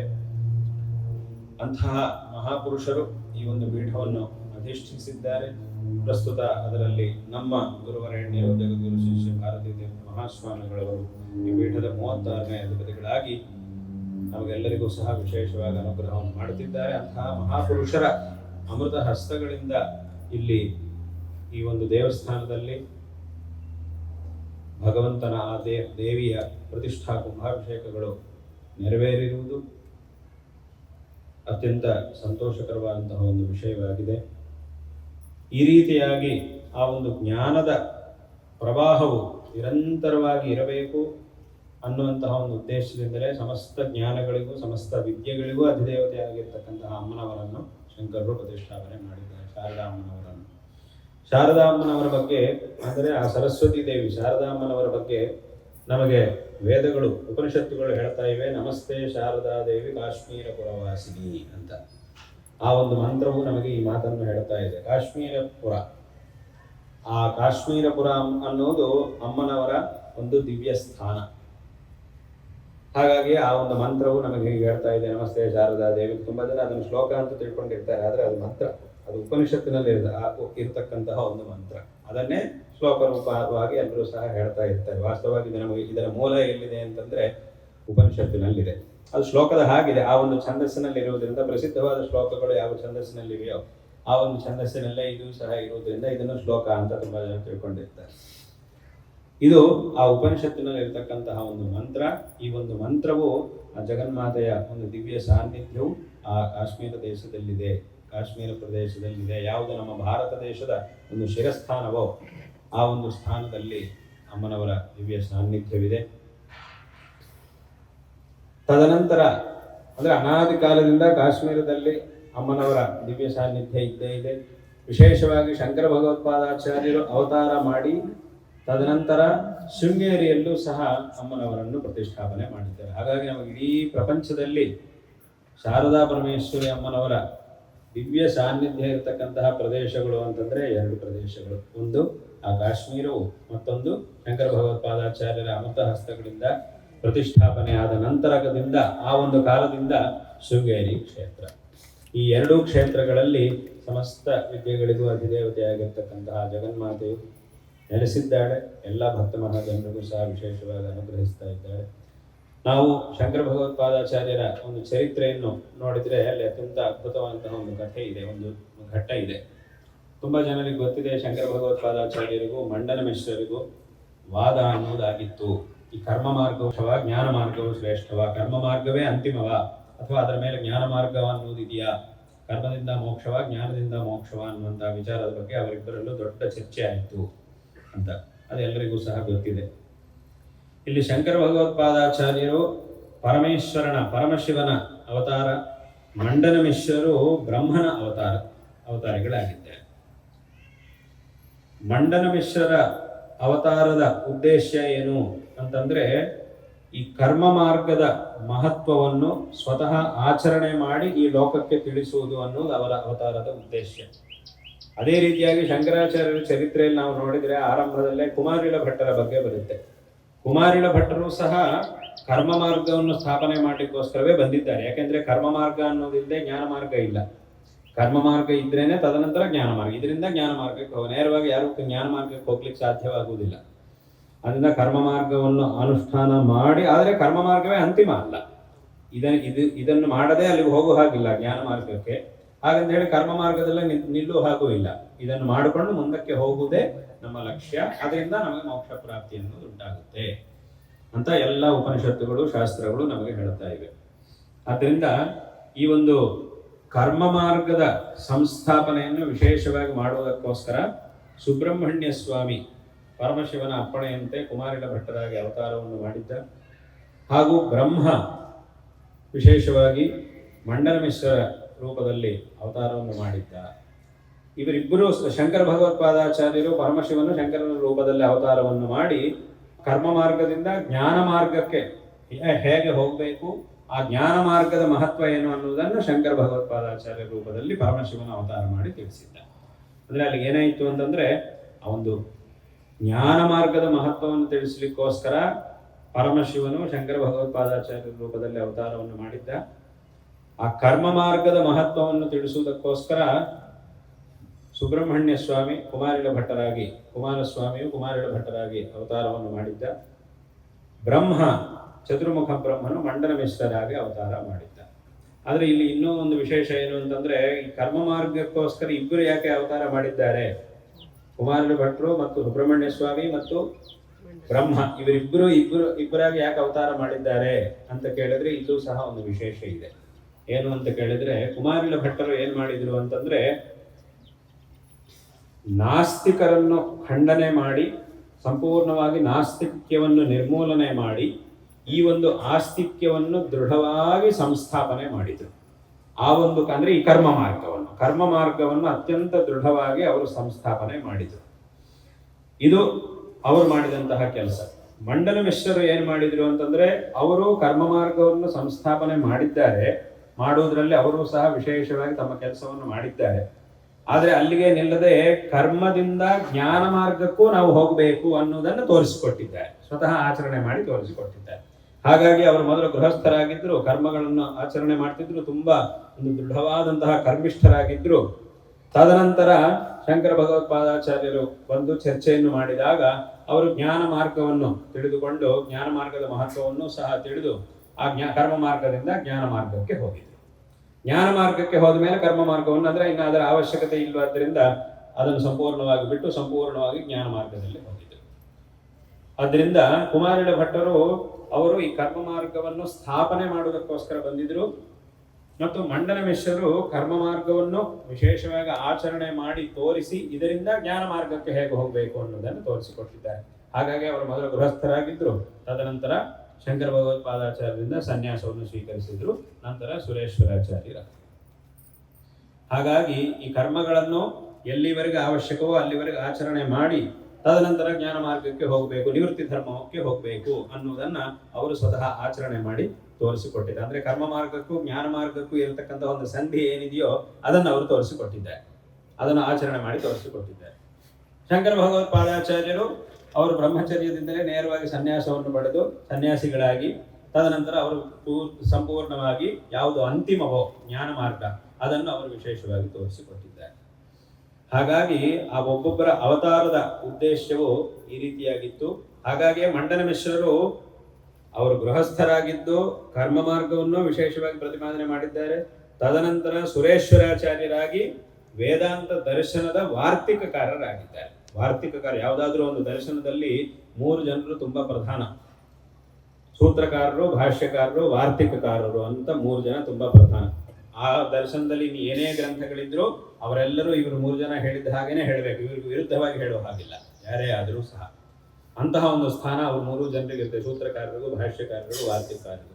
ಹಾಗಾಗಿ ವೇದಾಂತ ದರ್ಶನದ ಸೂತ್ರಕಾರರು ಯಾರು ಅಂತಂದ್ರೆ ವೇದವ್ಯಾಸ ಮಹರ್ಷಿಗಳು, ಭಾಷ್ಯಕಾರರು ಶಂಕರ ಭಗವತ್ಪಾದಾಚಾರ್ಯರು, ವಾರ್ತಿಕಕಾರರು ಸುರೇಶ್ವರಾಚಾರ್ಯರು. ಹಾಗಾಗಿ ಆ ಒಂದು ಸ್ಥಾನವನ್ನು ಪಡೆದು ಅನೇಕ ವಾರ್ತಿಕಗಳನ್ನು ವಿಶೇಷವಾಗಿ ರಚನೆ ಮಾಡಿದ್ರೆ, ಇನ್ನು ಬೇರೆ ನೈಷ್ಕರ್ಮ್ಯ ಸಿದ್ಧಿ ಮೊದಲಾದಂತಹ ಗ್ರಂಥಗಳನ್ನು ಸಹ ಸುರೇಶ್ವರಾಚಾರ್ಯರು ರಚನೆ ಮಾಡಿದ್ದಾರೆ. ಹಾಗಾಗಿ ಅವರ ಒಂದು ಅವತಾರದಲ್ಲಿ ಈ ಕರ್ಮ ಮಾರ್ಗದ ಮಹತ್ವವೂ ನಮಗೆ ಗೊತ್ತಾಗುತ್ತೆ. ಕರ್ಮ ಮಾರ್ಗದಿಂದ ಜ್ಞಾನ ಮಾರ್ಗಕ್ಕೆ ಯಾಕೆ ಹೋಗಬೇಕು ಅನ್ನೋದನ್ನು ನಾವು ತಿಳ್ಕೊಳ್ಳಬಹುದು. ಜ್ಞಾನ ಮಾರ್ಗಕ್ಕೆ ಹೋದ ಮೇಲೆ ಏನು ಜ್ಞಾನ, ಏನು ತತ್ವ ಅನ್ನೋದನ್ನು ಸಹ ಅವರು ನಮಗೆ ತಿಳಿಸಿಕೊಟ್ಟಿದ್ದಾರೆ ಸುರೇಶ್ವರಾಚಾರ್ಯರು. ಇದು ಅವರ ಒಂದು ಅವತಾರದ ಉದ್ದೇಶ. ಕುಮಾರಿಲ ಭಟ್ಟರು ಏನ್ ಮಾಡಿದ್ರು ಅಂತಂದ್ರೆ, ಅವರ ಅವತಾರ ಮಾಡುವ ಹೊತ್ತಿಗೆ ಸಂಪೂರ್ಣ ನಾಸ್ತಿಕ್ಯವೇ ಎಲ್ಲ ಕಡೆ ಇತ್ತು. ಆ ನಾಸ್ತಿಕ್ಯವನ್ನು ನಿರ್ಮೂಲನೆ ಮಾಡಿ ನಾಸ್ತಿಕ್ಯದಿಂದ ಆಸ್ತಿಕ್ಯಕ್ಕೆ ಹೇಗೆ ಬರಬೇಕು, ಅದರಲ್ಲೂ ವಿಶೇಷವಾಗಿ ಕರ್ಮ ಮಾರ್ಗಕ್ಕೆ ಹೇಗೆ ಬರಬೇಕು ಅನ್ನೋದನ್ನು ಅವರು ತೋರಿಸಿಕೊಟ್ಟಿದ್ದಾರೆ. ಹಾಗಾಗಿ ನಾಸ್ತಿಕ್ಯದಿಂದ ಆಸ್ತಿಕ್ಯಕ್ಕೆ ಅವರು ಕುಮಾರಿಲ ಭಟ್ಟರು ಕರ್ಮ ಮಾರ್ಗಕ್ಕೆ ಅವರು ಕರ್ಕೊಂಡು ಬಂದಿದ್ದಾರೆ ಜನರನ್ನ. ಸುರೇಶ್ವರಾಚಾರ್ಯರು ಅಂದ್ರೆ ಮಂಡನ ಮಿಶ್ರರಾಗಿದ್ದಂಥವರು ಆಸ್ತಿಕ್ಯದಿಂದ ಅಂದ್ರೆ ಆಸ್ತಿಕ್ಯದಲ್ಲೇ ಪುನಃ ಯಾವ 2 ಮಾರ್ಗಗಳಿದೆಯೋ, ಕರ್ಮ ಮಾರ್ಗ ಮತ್ತು ಅದರ ಮೇಲೆ ಜ್ಞಾನ ಮಾರ್ಗ ಅಂತ, ಅದನ್ನು ಅವರು ತೋರಿಸಿಕೊಟ್ಟಿದ್ದಾರೆ. ಶಂಕರ ಭಗವತ್ಪಾದಾಚಾರ್ಯರು ಸಂಪೂರ್ಣವಾಗಿ ಆ ಒಂದು ಜ್ಞಾನ ಮಾರ್ಗ ಮತ್ತು ಆ ಮೋಕ್ಷ, ಅದರಿಂದ ಮೋಕ್ಷವನ್ನು ಹೇಗೆ ಪಡೆಯಬೇಕು ಅನ್ನುವಂತಹ ವಿಚಾರಗಳನ್ನು, ಆ ಪರಬ್ರಹ್ಮ ತತ್ವವನ್ನು ವಿಸ್ತಾರವಾಗಿ ತಿಳಿಸಿದ್ದಾರೆ. ಮತ್ತು ಇಡೀ ಕರ್ಮ ಮಾರ್ಗವನ್ನು ಕರ್ಮ ಮಾರ್ಗ, ಭಕ್ತಿ ಮಾರ್ಗ ಮೊದಲಾದಂತಹ ಏನೇ ವಿಚಾರಗಳು ಏನೇ ಇದೆಯೋ ಅದೆಲ್ಲವುದನ್ನು ನಾವು ಹೇಗೆ ಸಮನ್ವಯ ಮಾಡಿಕೊಳ್ಳಬೇಕು ಅನ್ನುವುದನ್ನ ಶಂಕರ ಭಗವತ್ಪಾದಾಚಾರ್ಯರು ವಿಸ್ತಾರವಾಗಿ ತಮ್ಮ ಗ್ರಂಥಗಳಲ್ಲಿ ತೋರಿಸಿದ್ದಾರೆ. ಸಮಸ್ತ ವೈದಿಕ ವಾಂಗ್ಮಯವನ್ನು ನಾವು ಹೇಗೆ ಸಮನ್ವಯ ಮಾಡಿಕೊಂಡು ಅದನ್ನು ನಾವು ತಿಳ್ಕೊಳ್ಳಬೇಕು ಅನ್ನುವುದನ್ನ ಅವರು ನಮಗೆ ತೋರಿಸಿಕೊಟ್ಟಿದ್ದಾರೆ. ಈ ರೀತಿಯಾಗಿ ಒಂದೊಂದು ಅವತಾರಕ್ಕೂ ಸಹ ಅಪಾರವಾದಂತಹ ಪ್ರಾಶಸ್ತ್ಯವಿದೆ. ಇಲ್ಲಿ ಮಂಡನ ಮಿಶ್ರರಾಗಿ ಮಂಡನ ಮಿಶ್ರರಾಗಿ ಅವತಾರವನ್ನು ಮಾಡುವಂತಹ ಸಂದರ್ಭದಲ್ಲಿ ಅವರು ಮೊದಲಿಗೆ ಕರ್ಮ ಮಾರ್ಗವನ್ನು ಅನುಷ್ಠಾನ ಮಾಡಬೇಕಿತ್ತು, ಕರ್ಮ ಮಾರ್ಗದಲ್ಲಿರಬೇಕು, ಆಮೇಲೆ ಜ್ಞಾನ ಮಾರ್ಗಕ್ಕೆ ಹೋಗ್ಬೇಕು. ಆದ್ರೆ ಕರ್ಮ ಮಾರ್ಗದಲ್ಲಿರುವಾಗ ಅವರು ಗೃಹಸ್ಥರಾಗಿ ಮಾಡಬೇಕು. ಗೃಹಸ್ಥರಾಗಿರುವವರಿಗೆ ಕರ್ಮ ಮಾರ್ಗದಲ್ಲಿ ವಿಶೇಷವಾದಂತಹ ಅಧಿಕಾರ ಬರುತ್ತೆ. ಹಾಗಾಗಿ ಅನೇಕ ವಿಧವಾದಂತಹ ಕರ್ಮಗಳನ್ನು ಮಾಡುವುದಕ್ಕೋಸ್ಕರವೇ ಗೃಹಸ್ಥರಾಗುವುದು. ಆದ್ರಿಂದ ಅವರು ಗೃಹಸ್ಥರಾಗಬೇಕು ಅಂತಂದ್ರೆ ಅವರಿಗೆ ಪತ್ನಿ ಇರಬೇಕು. ಹಾಗಾಗಿ ಆ ಬ್ರಹ್ಮನ ಪತ್ನಿಯಾಗಿರ್ತಕ್ಕಂತಹ ಸರಸ್ವತಿ ದೇವಿ ಉಭಯ ಭಾರತಿ ದೇವಿಯಾಗಿ ಅವತಾರವನ್ನು ಮಾಡಿದರು. ಹಾಗಾಗಿ ಅವರಿಗೆ ಪತ್ನಿ ಇರಬೇಕಾದ್ರಿಂದ ಆ ಬ್ರಹ್ಮನೇ ಮಂಡನ ಮಿಶ್ರಾಗಿ ಅವತಾರ ಮಾಡಿದಾಗ ಆ ಬ್ರಹ್ಮನ ಪತ್ನಿಯಾಗಿರ್ತಕ್ಕಂತಹ ಸರಸ್ವತಿ ಅಮ್ಮನವರೇ ಉಭಯ ಭಾರತಿ ಅನ್ನುವಂತಹ ಹೆಸರಿನಲ್ಲಿ ಅವತಾರವನ್ನು ಮಾಡಿದರು. ಆ ಒಂದು ಅವತಾರದಲ್ಲಿ ಮಂಡನ ಮಿಶ್ರರಿಗೂ ಉಭಯ ಭಾರತಿ ದೇವಿಗೂ ವಿವಾಹವಾಯಿತು. ಅನ್ನೋದನ್ನೆಲ್ಲ ನಾವು ಶಂಕರ ದಿಗ್ವಿಜಯದಲ್ಲಿ ನೋಡಬಹುದು. ಹಾಗಾಗಿ ಅಮ್ಮನವರು ಸಹ ಅವತಾರವನ್ನು ಮಾಡಬೇಕಾಯಿತು. ಆದ್ದರಿಂದ ಆ ಒಂದು ಅವತಾರ ಅಲ್ಲಿ ಶಂಕರರಿಗೂ ಮಂಡನ ಮಿಶ್ರರಿಗೂ, ಆದರೆ ಆ ಅಮ್ಮನವರ ಅವತಾರ ಆದಮೇಲೆ ಆ ಒಂದು ಅವತಾರದ ಸಮಾಪ್ತಿ ಯಾವಾಗ? ಮಂಡನ ಮಿಶ್ರರು ಬ್ರಹ್ಮ ಮಂಡನ ಮಿಶ್ರ ರೂಪದಲ್ಲಿ ಗೃಹಸ್ಥನಾಗಿ ಆ ಒಂದು ಕರ್ಮ ಮಾರ್ಗವನ್ನು ಸಂಸ್ಥಾಪನೆ ಮಾಡುವುದಕ್ಕೋಸ್ಕರ ಅವತಾರ ಮಾಡುವಾಗ ಅಮ್ಮನವರು ಸಹ ಅವತಾರವನ್ನು ಮಾಡಿದರು. ಆ ಅಮ್ಮನವರ ಅವತಾರದ ಸಮಾಪ್ತಿ ಯಾವಾಗ ಅಂತ ಕೇಳಿದ್ರೆ, ಯಾವಾಗ ಮಂಡನ ಮಿಶ್ರರು ಸನ್ಯಾಸವನ್ನು ಸ್ವೀಕರಿಸ್ತಾರೋ. ಯಾಕಂದ್ರೆ ಸನ್ಯಾಸವನ್ನು ಸ್ವೀಕರಿಸಿದ ಮೇಲೆ ಇನ್ನು ಪತ್ನಿ ಇರುವ ಹಾಗಿಲ್ಲ, ಅಂದ್ರೆ ಜೊತೆಯಲ್ಲಿರುವ ಹಾಗಿಲ್ಲ. ಆದ್ರಿಂದ ಅಲ್ಲಿ ತನಕ ಅವಶ್ಯಕತೆ ಇದೆ, ಕರ್ಮಾನುಷ್ಠಾನ ಅನ್ನೋದು ಇರುತ್ತೆ. ಆದ್ರಿಂದ ಕರ್ಮ ಸನ್ಯಾಸವಾದ ಮೇಲೆ ಇರುವುದಿಲ್ಲ. ಆದ್ರಿಂದ ಅಲ್ಲಿ ತನಕ ಈ ಅವತಾರವು ಇರಬೇಕು ಅನ್ನುವಂತಹ ಒಂದು ನಿಯಮ ಇತ್ತು. ಅದರಂತೆ ಅಮ್ಮನವರು ಸಹ ಉಭಯ ಭಾರತಿ ದೇವಿಯಾಗಿ ಅವತರಿಸಿದರು. ವಿಶೇಷವಾಗಿ ಶಂಕರ ಭಗವತ್ಪಾದಾಚಾರ್ಯರಿಗೂ ಮಂಡನ ಮಿಶ್ರರಿಗೂ ಈ ಒಂದು ವಿಷಯದ ಬಗ್ಗೆ ದೊಡ್ಡ ಶಾಸ್ತ್ರಾರ್ಥ ಅನ್ನೋದಾಯಿತು. ಅಲ್ಲೊಂದು ಅತ್ಯಂತ ಸ್ವಾರಸ್ಯವಾದಂತಹ ವಿಷಯ ಏನು ಅಂತ ಕೇಳಿದ್ರೆ, ಈ ಶಾಸ್ತ್ರಾರ್ಥ ನಡೀತಿರೋ ಹೊತ್ತಿಗೆ ಮಧ್ಯಸ್ಥರಾಗಿ ಒಬ್ಬರು ಇರಬೇಕು. ಅಂದ್ರೆ ನಿಯಮವನ್ನು ಮಾಡಿ ಅದನ್ನು ಯಾರು ಸರಿಯಾಗಿ ಹೇಳ್ತಿದ್ದಾರೆ, ಯಾರ ಪಕ್ಷ ಸರಿ ಇದೆ ಅನ್ನೋದನ್ನು ತೀರ್ಮಾನ ಮಾಡಿ ಹೇಳತಕ್ಕಂಥವ್ರು ಒಬ್ಬರು ನ್ಯಾಯಾಧೀಶರು ಇರಬೇಕು. ಆ ಒಂದು ಸ್ಥಾನಕ್ಕೆ ಯಾರನ್ನು ಕೂರಿಸಬೇಕು, ಯಾರಿಗೆ ಆ ಸ್ಥಾನದಲ್ಲಿ ಕೂತ್ಕೊಂಡು ತೀರ್ಮಾನ ಮಾಡುವಂತಹ ಶಕ್ತಿ ಇದೆ, ಯೋಗ್ಯತೆ ಇದೆ ಅನ್ನೋದನ್ನು ವಿಚಾರಿಸಿ ಇಬ್ಬರು ಸಹ, ಅಂದ್ರೆ ಶಂಕರ ಭಗವತ್ಪಾದಾಚಾರ್ಯರು ಮತ್ತು ಮಂಡನ ಮಿಶ್ರರು ಇಬ್ಬರು ಒಪ್ಪಿಕೊಂಡಿರುವಂತಹ ವಿಚಾರ ಅಂತಂದ್ರೆ, ಉಭಯ ಭಾರತಿ ದೇವಿ ಆ ಒಂದು ಸ್ಥಾನದಲ್ಲಿದ್ದು ಈ ಒಂದು ತೀರ್ಮಾನವನ್ನು, ಯಾರ ಪಕ್ಷ ಸರಿ ಇದೆ ಅನ್ನುವಂತಹ ತೀರ್ಮಾನವನ್ನು ಮಾಡಲಿ ಎಂಬುದಾಗಿ ಎಲ್ಲರೂ ಸಹ ಮಾತಾಡಿಕೊಂಡು ಇಬ್ಬರು ಸಹ ಈ ತೀರ್ಮಾನವನ್ನು ಮಾಡಿಕೊಂಡು ಉಭಯ ಭಾರತಿ ದೇವಿಗೆ ಆ ಒಂದು ಸ್ಥಾನವನ್ನು ಕೊಟ್ಟಿದ್ರು. ಆಗ ಉಭಯ ಭಾರತಿ ದೇವಿ ಇವರಿಬ್ಬರ ವಾದವನ್ನು ಕೇಳ್ತಾ ಇದ್ರು. ಸ್ವಲ್ಪ ಹೊತ್ತು ಕೇಳ್ಬಿಟ್ಟು ಆಮೇಲೆ ಮನೆಯಲ್ಲಿ ಕೆಲಸ ಇದೆ, ಗೃಹಿಣಿಯಾಗಿರೋದ್ರಿಂದ ಮನೆ ಕೆಲಸಗಳು ಒಂದಿಷ್ಟಿದೆ, ಅದಕ್ಕೆ ಹೋಗ್ಬೇಕು. ಮತ್ತೆ ಇವರಿಬ್ಬರಿಗೂ ಅಂದ್ರೆ ಶಂಕರ ಭಗವತ್ಪಾದಾಚಾರ್ಯರಿಗೆ ಭಿಕ್ಷೆಯನ್ನು ಸಿದ್ಧಪಡಿಸಬೇಕು, ತನ್ನ ಪತಿಗೆ ಮಂಡನ ಮಿಶ್ರರಿಗೆ ಭೋಜನವನ್ನು, ಮಧ್ಯಾಹ್ನದ ಭೋಜನವನ್ನು ಏರ್ಪಾಡು ಮಾಡಬೇಕು. ಆ ಒಂದು ಕೆಲಸ ಎಲ್ಲ ಇರುತ್ತೆ. ಆದ್ರಿಂದ ಸ್ವಲ್ಪ ಆ ವಾದ ಕೇಳ್ಬಿಟ್ಟು ಆಮೇಲೆ ಅವರಿಬ್ಬರಿಗೂ 2 ಹಾರಗಳನ್ನು ಕೊಟ್ಟುಬಿಟ್ಟು ಮುಂದೆ 2 ಹಾರಗಳನ್ನಿಟ್ಟು ಅವರಿಬ್ಬರನ್ನು ಧರಿಸಕ್ಕೆ ಹೇಳಿದ್ರು. ಇಬ್ಬರು ಸಹ ಹಾರಗಳನ್ನು ಧರಿಸಿದ್ರು. ಧರಿಸಿದ ಮೇಲೆ ಉಭಯ ಭಾರತಿ ದೇವಿ ಅವಳ ಕೆಲಸಕ್ಕೆ ಅಂತ ಮನೆಯಲ್ಲಿ ಹೋಗಿ ತನ್ನ ಕೆಲಸವನ್ನು ಮಾಡ್ತಾ ಇದ್ರು. ಪ್ರತಿ ದಿವಸ ಅಲ್ಲಿ ಮನೆಯಲ್ಲಿ ಗೃಹಿಣಿಯಾಗಿರ್ತಕ್ಕಂಥ ಗೃಹಿಣಿಯ ಧರ್ಮಗಳನ್ನೆಲ್ಲ ಆಚರಣೆ ಮಾಡಿ, ಕರ್ತವ್ಯಗಳನ್ನೆಲ್ಲ ಮಾಡಿ, ದಿವಸ ಆಹಾರವನ್ನು ಇಬ್ಬರಿಗೂ ಸಹ ಆಹಾರವನ್ನು ಸಿದ್ಧಪಡಿಸಿ ಬಂದು ಹೇಳ್ತಾ ಇದ್ರು. ಮಧ್ಯಾಹ್ನ ಆದ್ಮೇಲೆ ಬಂದು ಹೇಳುವುದು ಏನು ಅಂತಂದ್ರೆ, ಶಂಕರರಿಗೆ ನೀವು ಭಿಕ್ಷೆಗೆ ಬರಬೇಕು ಅಂತ ಹೇಳ್ತಿದ್ರು, ತನ್ನ ಪತಿ ಮಂಡನ ಮಿಶ್ರರಿಗೆ ನೀವು ಭೋಜನಕ್ಕೆ ಬರಬೇಕು ಅಂತ ಹೇಳ್ತಾ ಇದ್ರು. ಹೀಗೆ ದಿವಸ ನಡೀತಾ ಇತ್ತು. ಇದೇ ತರ ವಾದ ಸುಮಾರು ದಿವಸಗಳ ಕಾಲ ನಡೀತಾ ಇತ್ತು. ಆಮೇಲೆ ಒಂದು ದಿವಸ ಏನಾಯ್ತು ಅಂತಂದ್ರೆ, ಆ ಉಭಯ ಭಾರತಿ ದೇವಿ ಬಂದಿದ್ರು, ಬಂದು ನೋಡಿದ್ರು. ನೋಡಿದಾಗ ಶಂಕರರ ಕಂಠದಲ್ಲಿದ್ದಂತಹ ಹಾರ ಏನು ತೊಂದರೆ ಆಗದೆ ಚೆನ್ನಾಗಿತ್ತು, ಹಾಕಿದಾಗ ಹೇಗಿತ್ತು ಹಾಗೇ ಇತ್ತು. ಆದರೆ ಮಂಡನ ಮಿಶ್ರರ ಕಂಠದಲ್ಲಿ ಇರ್ತಕ್ಕಂತಹ ಹಾರ ಮಾತ್ರ ಬಾಡಿ ಹೋಯಿತು. ಆವತ್ತಿನ ದಿವಸ ಮಾತ್ರ ಒಂದು ದಿವಸ ಮಾತ್ರ ಬಾಡಿ ಹೋಯಿತು. ಬಾಡಿ ಹೋದ ಮೇಲೆ ಅದನ್ನ ಉಭಯ ಭಾರತಿ ದೇವಿ ನೋಡಿಬಿಟ್ಟು, ಇನ್ನು ಈ ವಾದ ಸಮಾಪ್ತಿಯಾಗಿದೆ, ವಾದದ ಸಮಾಪ್ತಿ ಇವತ್ತು ಆಗ್ಬಿಟ್ಟಿದೆ, ಇನ್ನು ಇದರ ನಿರ್ಣಯವನ್ನು ಮಾಡಬೇಕಾಗಿದೆ. ಯಾರು ಗೆದ್ದಿದ್ದಾರೆ, ಯಾರು ಸೋತಿದ್ದಾರೆ ಅನ್ನೋದನ್ನ ನಿರ್ಣಯ ಮಾಡಬೇಕು. ಆ ನಿರ್ಣಯವನ್ನು ಘೋಷಣೆ ಮಾಡುವಂತಹ ಸಮಯ ಬಂತು ಅಂತ ಹೇಳಿ ಆ ಉಭಯ ಭಾರತಿ ದೇವಿ ಆ ಸಂದರ್ಭದಲ್ಲಿ ಏನು ಮಾಡಿದ್ರು ಅಂತಂದ್ರೆ, ಒಂದೇ ಒಂದು ಮಾತು, ಆ ಒಂದು ಮಾತಿನಲ್ಲಿ ತೀರ್ಮಾನ ಮಾಡಿ ಆಯ್ತು. ಯಾರು ಗೆದ್ದಿದ್ರು, ಯಾರು ಸೋತಿದ್ರು ಅನ್ನೋದನ್ನು ಒಂದೇ ಒಂದು ಮಾತಿನಲ್ಲಿ ಹೇಳಾಯ್ತು. ಯಾಕೆ ಅಂತಂದ್ರೆ, ಅಲ್ಲೊಂದು ನಿಯಮ ಏನಿತ್ತು, ಈ ವಾದ ಶುರುವಾಗಕ್ಕಿಂತ ಮೊದಲೇನೆ ಏನ್ ನಿಯಮ ಇತ್ತು ಅಂತಂದ್ರೆ, ಇದು ಕರ್ಮ ಮಾರ್ಗ ದೊಡ್ಡದಾ ಜ್ಞಾನ ಮಾರ್ಗ ದೊಡ್ಡದಾ ಅನ್ನುವಂಥ ವಿಷಯದ ಬಗ್ಗೆ ಚರ್ಚೆ. ಹಾಗಾಗಿ ಇಲ್ಲಿ ಅವರಿಬ್ಬರು ಏನ್ ನಿಯಮ ಮಾಡ್ಕೊಂಡಿದ್ರು ಅಂತ ಕೇಳಿದ್ರೆ, ಒಂದು ವೇಳೆ ಮಂಡನ ಮಿಶ್ರರು ವಾದದಲ್ಲಿ ಸೋತ್ ಹೋದ್ರೆ ಅವರು ಗೃಹಸ್ಥಾಶ್ರಮವನ್ನು ಬಿಟ್ಟು ಸನ್ಯಾಸಾಶ್ರಮವನ್ನು ಸ್ವೀಕರಿಸಬೇಕು ಅಂತ ಅವರಿಗೆ ನಿಯಮ. ಒಂದು ವೇಳೆ ಶಂಕರ ಭಗವತ್ಪಾದಾಚಾರ್ಯರು ಏನಾದರೂ ಸೋತ್ ಹೋದ್ರೆ ಅವರು ಸನ್ಯಾಸಾಶ್ರಮವನ್ನು ಬಿಟ್ಟು ಗೃಹಸ್ಥಾಶ್ರಮವನ್ನು ಸ್ವೀಕರಿಸಬೇಕು ಅಂತ ಇಬ್ಬರು ನಿಯಮವನ್ನು ಮಾಡಿಕೊಂಡು ಪ್ರತಿಜ್ಞೆಯನ್ನು ಮಾಡಿಕೊಂಡು ವಾದವನ್ನು ಮಾಡಿದರು. ಈಗ ಆವತ್ತಿನ ದಿವಸ, ಕೊನೆಯ ದಿವಸ ಏನಾಯಿತು ಅಂತಂದ್ರೆ, ಇದನ್ನು ನಿರ್ಣಯ ಮಾಡಬೇಕು. ನಿರ್ಣಯ ಮಾಡುವಾಗ ಒಂದೇ ಮಾತಿನಲ್ಲಿ ಅಮರವರು ಉತ್ತರ ಕೊಟ್ಟರು, ತೀರ್ಮಾನವನ್ನು ಮಾಡಿದ್ರು. ಏನು ಅಂತಂದ್ರೆ, ಇವತ್ತು ಇಬ್ಬರು ಭಿಕ್ಷೆಗೆ ಬನ್ನಿ ಅಂತ ಹೇಳಿದ್ರು. ಈ ಒಂದು ಮಾತಿನಲ್ಲಿ ಉತ್ತರ ಕೊಟ್ಟಾಯ್ತು. ಏನಿದ್ರ ಅರ್ಥ? ಭಿಕ್ಷೆ ಅನ್ನೋದು ಸನ್ಯಾಸಿಗಳಿಗೆ ಇರುತ್ತೆ, ಗೃಹಸ್ಥರಿಗೆ ಅವರಿಗೆಲ್ಲ ಭಿಕ್ಷೆ ಇರುವುದಿಲ್ಲ, ಸನ್ಯಾಸಿಗಳಿಗೆ ಭಿಕ್ಷೆ ಅನ್ನೋದು ಇರುತ್ತೆ. ಅಂದ್ರೆ ಏನರ್ಥ? ಅಲ್ಲಿಗೆ ಮಂಡನ ಮಿಶ್ರರು ಸೋತು ಹೋದ್ರು, ಅವರಿಗೆ ಸನ್ಯಾಸವನ್ನು ತಗೊಳ್ಬೇಕಾಗುತ್ತೆ. ಇವತ್ತಿಂದ ಅವರು ಸನ್ಯಾಸಿಗಳು ಆಗ್ಬಿಟ್ಟಿದ್ದಾರೆ. ಯಾವಾಗ ವಾರದಲ್ಲಿ ಅವರು ಸೋತು ಹೋಗ್ತಾರೋ ಅಲ್ಲಿಗೆ ಅಲ್ಲಿಂದ ಅವರು ಸನ್ಯಾಸಾಶ್ರಮ ಪ್ರಾರಂಭ ಆಗುತ್ತೆ. ಹಾಗಾಗಿ ಇನ್ನು ಮೇಲೆ ಅವರಿಗೆ ಭೋಜನ ಇಲ್ಲ, ಇನ್ನು ಮೇಲೆ ಅವರಿಗೆ ಭಿಕ್ಷೆ. ಹಾಗಾಗಿ ಇವತ್ತಿಬ್ಬರು ಸಹ ಭಿಕ್ಷೆಗೆ ಬಂದ್ಬಿಡಿ ಅಂತ ಒಂದು ಮಾತಿನಲ್ಲಿ ಹೇಳಿದಾಗ ಆ ವಾದ ಅನ್ನೋದು ತೀರ್ಮಾನವಾಯಿತು. ವಾದದಲ್ಲಿ ಯಾರು ಗೆದ್ದಿದ್ರು ಅನ್ನೋದು ತೀರ್ಮಾನವಾಯಿತು. ತದನಂತರ ಮಂಡನ ಮಿಶ್ರರು ಆ ನೇಮದಂತೆ ಸನ್ಯಾಸವನ್ನು ಸ್ವೀಕರಿಸಿದ್ರು. ಸನ್ಯಾಸವನ್ನು ಸ್ವೀಕರಿಸಿ ಸುರೇಶ್ವರಾಚಾರ್ಯರು ಅನ್ನುವಂತಹ ನಾಮವನ್ನು ಪಡೆದರು. ಶಂಕರರಿಂದ ಸನ್ಯಾಸವನ್ನು ಸ್ವೀಕರಿಸಿ ಅವರ 4 ಜನ ಪ್ರಧಾನ ಶಿಷ್ಯರಲ್ಲಿ ಒಬ್ಬರಾದರು. ಜ್ಞಾನದಲ್ಲೂ ವಯಸ್ಸಿನಲ್ಲೂ ಎರಡರಲ್ಲೂ ಸಹ ಅವರು ಹಿರಿಯರು. ಮಂಡನ ಮಿಶ್ರರು ಹಿರಿಯರು, ಸುರೇಶ್ವರಾಚಾರ್ಯರು ಹಿರಿಯರು. ಆಗ ಉಭಯ ಭಾರತೀ ದೇವಿ ಏನು ಮಾಡಿದ್ರು ಅಂತಂದ್ರೆ, ಇನ್ನು ನನ್ನ ಅವತಾರದ ಕಾರ್ಯವಾಯಿತು, ನನ್ನ ಅವತಾರದ ಉದ್ದೇಶ ನೆರವೇರಿದೆ, ಇಲ್ಲಿಗೆ ಇನ್ನು ಪುನಃ ನಾನು ನನ್ನ ಲೋಕಕ್ಕೆ ಹೋಗ್ತೀನಿ, ಪುನಃ ನನ್ನ ರೂಪವನ್ನು, ನನ್ನ ವಾಸ್ತವವಾದಂತಹ ರೂಪವನ್ನು ಪಡೆದು ಈ ಅವತಾರವನ್ನು ಇಲ್ಲಿಗೆ ಈ ಉಭಯ ಭಾರತೀಯ ಸ್ವರೂಪವನ್ನು ಇಲ್ಲಿಗೆ ಸಮಾಪ್ತಿ ಮಾಡಿ ನನ್ನ ನಿಜ ಸ್ವರೂಪವನ್ನು ಪಡೆದು ನನ್ನ ನಿಜ ಸ್ಥಾನಕ್ಕೆ ನಾನು ಹೋಗ್ತೀನಿ ಎಂಬುದಾಗಿ ಸಂಕಲ್ಪ ಮಾಡಿ ಹೊರಟಿದಾಗ ಶಂಕರ ಭಗವತ್ಪಾದಾಚಾರ್ಯರು ಅಮ್ಮನವರನ್ನು ಪ್ರಾರ್ಥನೆ ಮಾಡ್ತಾರೆ.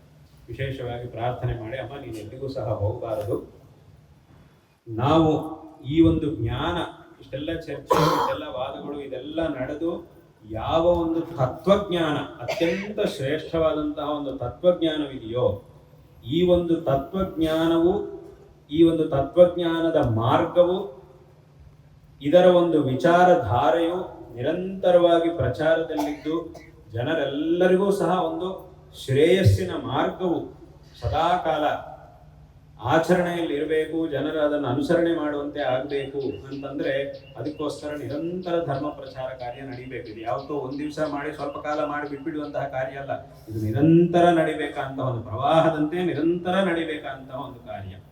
ಹಾಗಾಗಿ ಇಂತಹ ಒಂದು ಕಾರ್ಯವು ನಿರಂತರವಾಗಿ ನಡೆಯುವುದಕ್ಕೋಸ್ಕರ ನಾವು ಯಾವ ಆಮ್ನಾಯ ಪೀಠಗಳನ್ನು ಸ್ಥಾಪನೆ ಮಾಡಬೇಕು ಅಂತ ಸಂಕಲ್ಪಿಸುತ್ತೇವೋ ಆ ಒಂದು ಪೀಠಗಳಲ್ಲಿ, ಈ ಒಂದು ಶೃಂಗೇರಿಯಲ್ಲಿ ನಾವು ಸ್ಥಾಪನೆ ಮಾಡುವಂತಹ ಪೀಠದಲ್ಲಿ, ಅಂದ್ರೆ ನಾವು ಸ್ಥಾಪನೆ ಮಾಡುವಂತಹ ಪೀಠದಲ್ಲಿ ನೀನು ಸದಾ ಕಾಲ ಇದ್ದು ವಿಶೇಷವಾಗಿ ಎಲ್ಲ ಭಕ್ತರಿಗೂ ಅನುಗ್ರಹವನ್ನು ಮಾಡಬೇಕು ಎಂಬುದಾಗಿ ಅವರು ಅಮ್ಮನವರನ್ನು ಪ್ರಾರ್ಥನೆ ಮಾಡ್ತಾರೆ. ಆಗ ತಕ್ಷಣ ಅಮ್ಮನವರು ಏನ್ ಹೇಳ್ತಾಳೆ ಅಂತಂದ್ರೆ, ಆಯ್ತು ನಿನ್ನ ಪ್ರಾರ್ಥನೆಯನ್ನು ನಾನು ಒಪ್ಪಿಕೊಡ್ತೀನಿ, ಆಯ್ತು ಅದರಂತೆ ನೀನು ಎಲ್ಲಿ ಈ ಪೀಠವನ್ನು ಸ್ಥಾಪನೆ ಮಾಡ್ತೀಯೋ ಅಲ್ಲಿಗೆ ನಾನು ಬಂದು ನನ್ನ ಸಾನ್ನಿಧ್ಯದಿಂದ ಅಲ್ಲಿ ಇರ್ತೀನಿ, ಅಲ್ಲಿದ್ದು ಎಲ್ಲ ಭಕ್ತರಿಗೂ ಅನುಗ್ರಹವನ್ನು ಮಾಡ್ತೀನಿ ಎಂಬುದಾಗಿ ಅಮ್ಮನವರು ಮಾತನ್ನು ಕೊಟ್ಟು ಆ ಸಂದರ್ಭದಲ್ಲಿ ಅಲ್ಲೇ ಅದೃಶ್ಯರಾಗ್ತಾರೆ.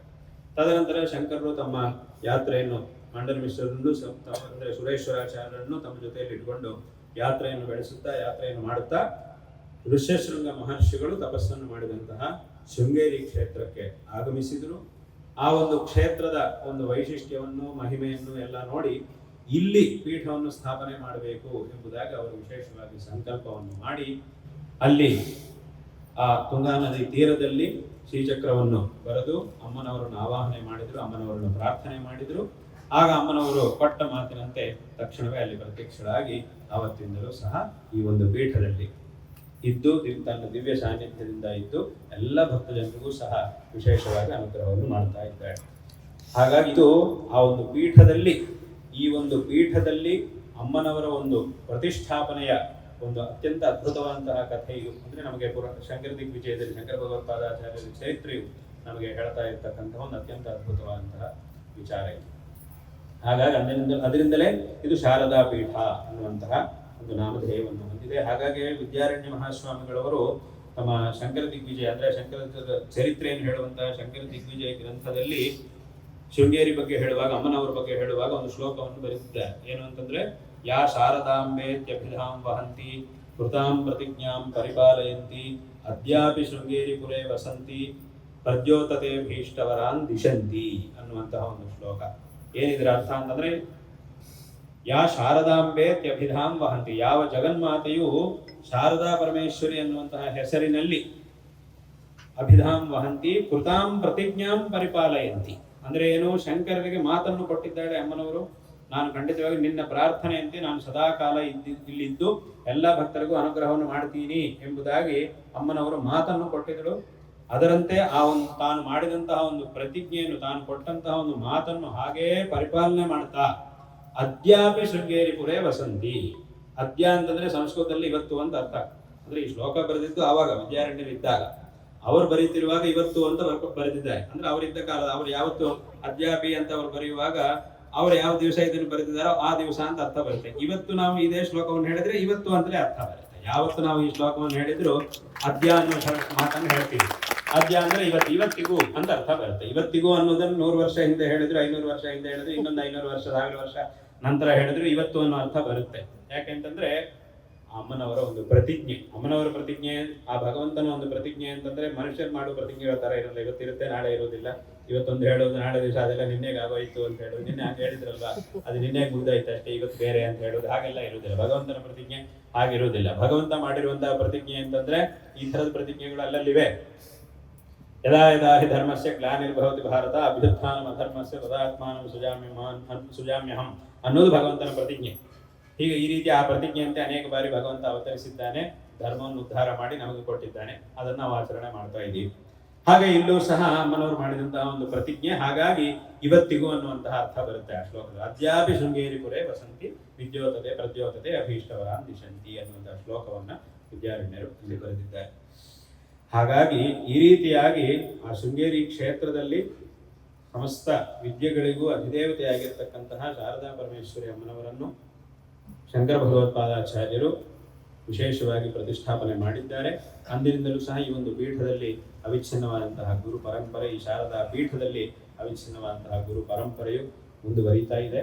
ಇಂತಹ ಒಂದು ಪೀಠ ಪರಂಪರೆಯಲ್ಲಿ ಬಂದಿರತಕ್ಕಂತಹ ಎಲ್ಲ ಆಚಾರ್ಯರು ಸಹ ವಿದ್ಯಾ ತಪೋಮೂರ್ತಿಗಳಾಗಿ ಶಿಷ್ಯ ಜನರೆಲ್ಲರಿಗೂ ಸಹ ವಿಶೇಷವಾಗಿ ಈ ಬ್ರಹ್ಮತತ್ವವನ್ನು, ಧರ್ಮತತ್ವವನ್ನು, ಬ್ರಹ್ಮತತ್ವವನ್ನು ಕಾಲ ಕಾಲಕ್ಕೆ ಅವರವರ ಯೋಗ್ಯತೆಗೆ ತಕ್ಕಂತೆ, ಶಿಷ್ಯ ಜನರ ಒಂದು ತಿಳುವಳಿಕೆ, ಅವರವರ ಸಾಮರ್ಥ್ಯಕ್ಕೆ ತಕ್ಕಂತೆ ಸರಿಯಾದಂತಹ ಒಂದು ಮಾರ್ಗವನ್ನು ಉಪದೇಶ ಮಾಡಿ ವಿಶೇಷವಾಗಿ ಎಲ್ಲರಿಗೂ ಸಹ ವಂದನೀಯರಾಗಿದ್ದಾರೆ. ಅಂತಹ ಒಂದು ಪೀಠ ಪರಂಪರೆಯು ಈ ಒಂದು ಪೀಠದ್ದಾಗಿದೆ. ಇಲ್ಲಿ ವಿಶೇಷವಾಗಿ ಪ್ರಸ್ತುತ ನಮ್ಮ ಗುರುವರೇಣ್ಯರು ಜಗದ್ಗುರು ಶ್ರೀ ಶ್ರೀ ಭಾರತೀ ತೀರ್ಥ ಮಹಾಸ್ವಾಮಿಗಳವರು ಈ ಪೀಠದ ಅಧಿಪತಿಗಳಾಗಿ ಈ ಒಂದು ನಾವು ಆರಂಭದಲ್ಲಿ ಹೇಳಿದಂತೆ ಇಲ್ಲಿ ಒಂದು ಶಂಕರ ಮಠದಲ್ಲಿ ದೇವತಾ ಪ್ರತಿಷ್ಠಾ ಕುಂಭಾಭಿಷೇಕಗಳನ್ನು ತಮ್ಮ ಅಮೃತ ಹಸ್ತಗಳಿಂದ ವಿಶೇಷವಾಗಿ ನೆರವೇರಿಸಿ ಅನುಗ್ರಹಿಸಿದ್ದಾರೆ. ಹಾಗಾಗಿ ಇಂತಹ ಒಂದು ವಿಶೇಷವಾದಂತಹ ಇತಿಹಾಸ, ವಿಶೇಷವಾದಂತಹ ಮಹಿಮೆಯನ್ನು ಹೊಂದಿರತಕ್ಕಂತಹ ಆ ಜಗನ್ಮಾತೆಯ ಒಂದು ವಿಶೇಷವಾದ ಅನುಗ್ರಹ ಎಲ್ಲರಿಗೂ ಸಹ ಪ್ರಾಪ್ತವಾಗಬೇಕು ಅನ್ನುವಂತಹ ಉದ್ದೇಶದಿಂದ ಹಿಂದಿನ ಕಾಲದಿಂದಲೂ ಸಹ ಬೇರೆ ಬೇರೆ ಕಡೆ, ಅಂದ್ರೆ ಎಲ್ಲಿ ಆಸ್ತಿಕ ಭಕ್ತ ಮಹಾಜನರಿದ್ದಾರೋ, ಎಲ್ಲಿ ಶಿಷ್ಯ ಜನರಿದ್ದಾರೋ ಅಲ್ಲೇ ಒಂದು ಆಲಯವನ್ನು ನಿರ್ಮಾಣ ಮಾಡಿ ಅಲ್ಲೂ ಸಹ ಅಮ್ಮನವರನ್ನು ಪ್ರತಿಷ್ಠಾಪನೆ ಮಾಡುವುದು ಶಾಸ್ತ್ರೋಕ್ತವಾಗಿ ಅನ್ನುವಂತಹ ಒಂದು ಪದ್ಧತಿ ಪ್ರಾಚೀನ ಕಾಲದಿಂದಲೂ ಸಹ ಬಂದಿದೆ. ಅದರಂತೆ ನಮ್ಮ ದೇಶ ವಿದೇಶಗಳಲ್ಲಿ ಅನೇಕ ಕಡೆಗಳಲ್ಲಿ ವಿಶೇಷವಾಗಿ ಶಾರದಾ ಅಮ್ಮನವರ ದಿವ್ಯ ಸಾನ್ನಿಧ್ಯಗಳಿವೆ, ದಿವ್ಯ ದೇವಸ್ಥಾನಗಳಿವೆ. ಅದರಂತೆ ಹಿಂದೆ ನಮ್ಮ ಗುರುಗಳು, ನಮ್ಮ ಪರಮ ಗುರುಗಳು, ಪರಮೇಷ್ಠ ಗುರುಗಳು, ಅವರೆಲ್ಲರೂ ಸಹ ಪರಾಪರ ಗುರುಗಳು, ಅವರೆಲ್ಲರೂ ಸಹ ವಿಶೇಷವಾಗಿ ತಮ್ಮ ಅಂತಹಸ್ತಗಳಿಂದ ಬೇರೆ ಬೇರೆ ಕಡೆಗಳಲ್ಲಿ ಅಮ್ಮನವರನ್ನು ಪ್ರತಿಷ್ಠಾಪನೆ ಮಾಡಿದ್ದಾರೆ, ಆಲಯಗಳನ್ನು ನಿರ್ಮಾಣ ಮಾಡಿ ಪ್ರತಿಷ್ಠಾಪನೆ ಮಾಡಿಸಿದ್ದಾರೆ. ಅದರಲ್ಲಿ ವಿಶೇಷವಾಗಿ ಈ ಒಂದು ಕೆಂಗೇರಿ ಉಪನಗರದಲ್ಲಿ ಇಲ್ಲಿ ಪ್ರತಿಷ್ಠಾಪಿತವಾಗಿರುವುದು ಅತ್ಯಂತ ಸಂತೋಷಕರವಾದಂತಹ ಒಂದು ವಿಷಯ.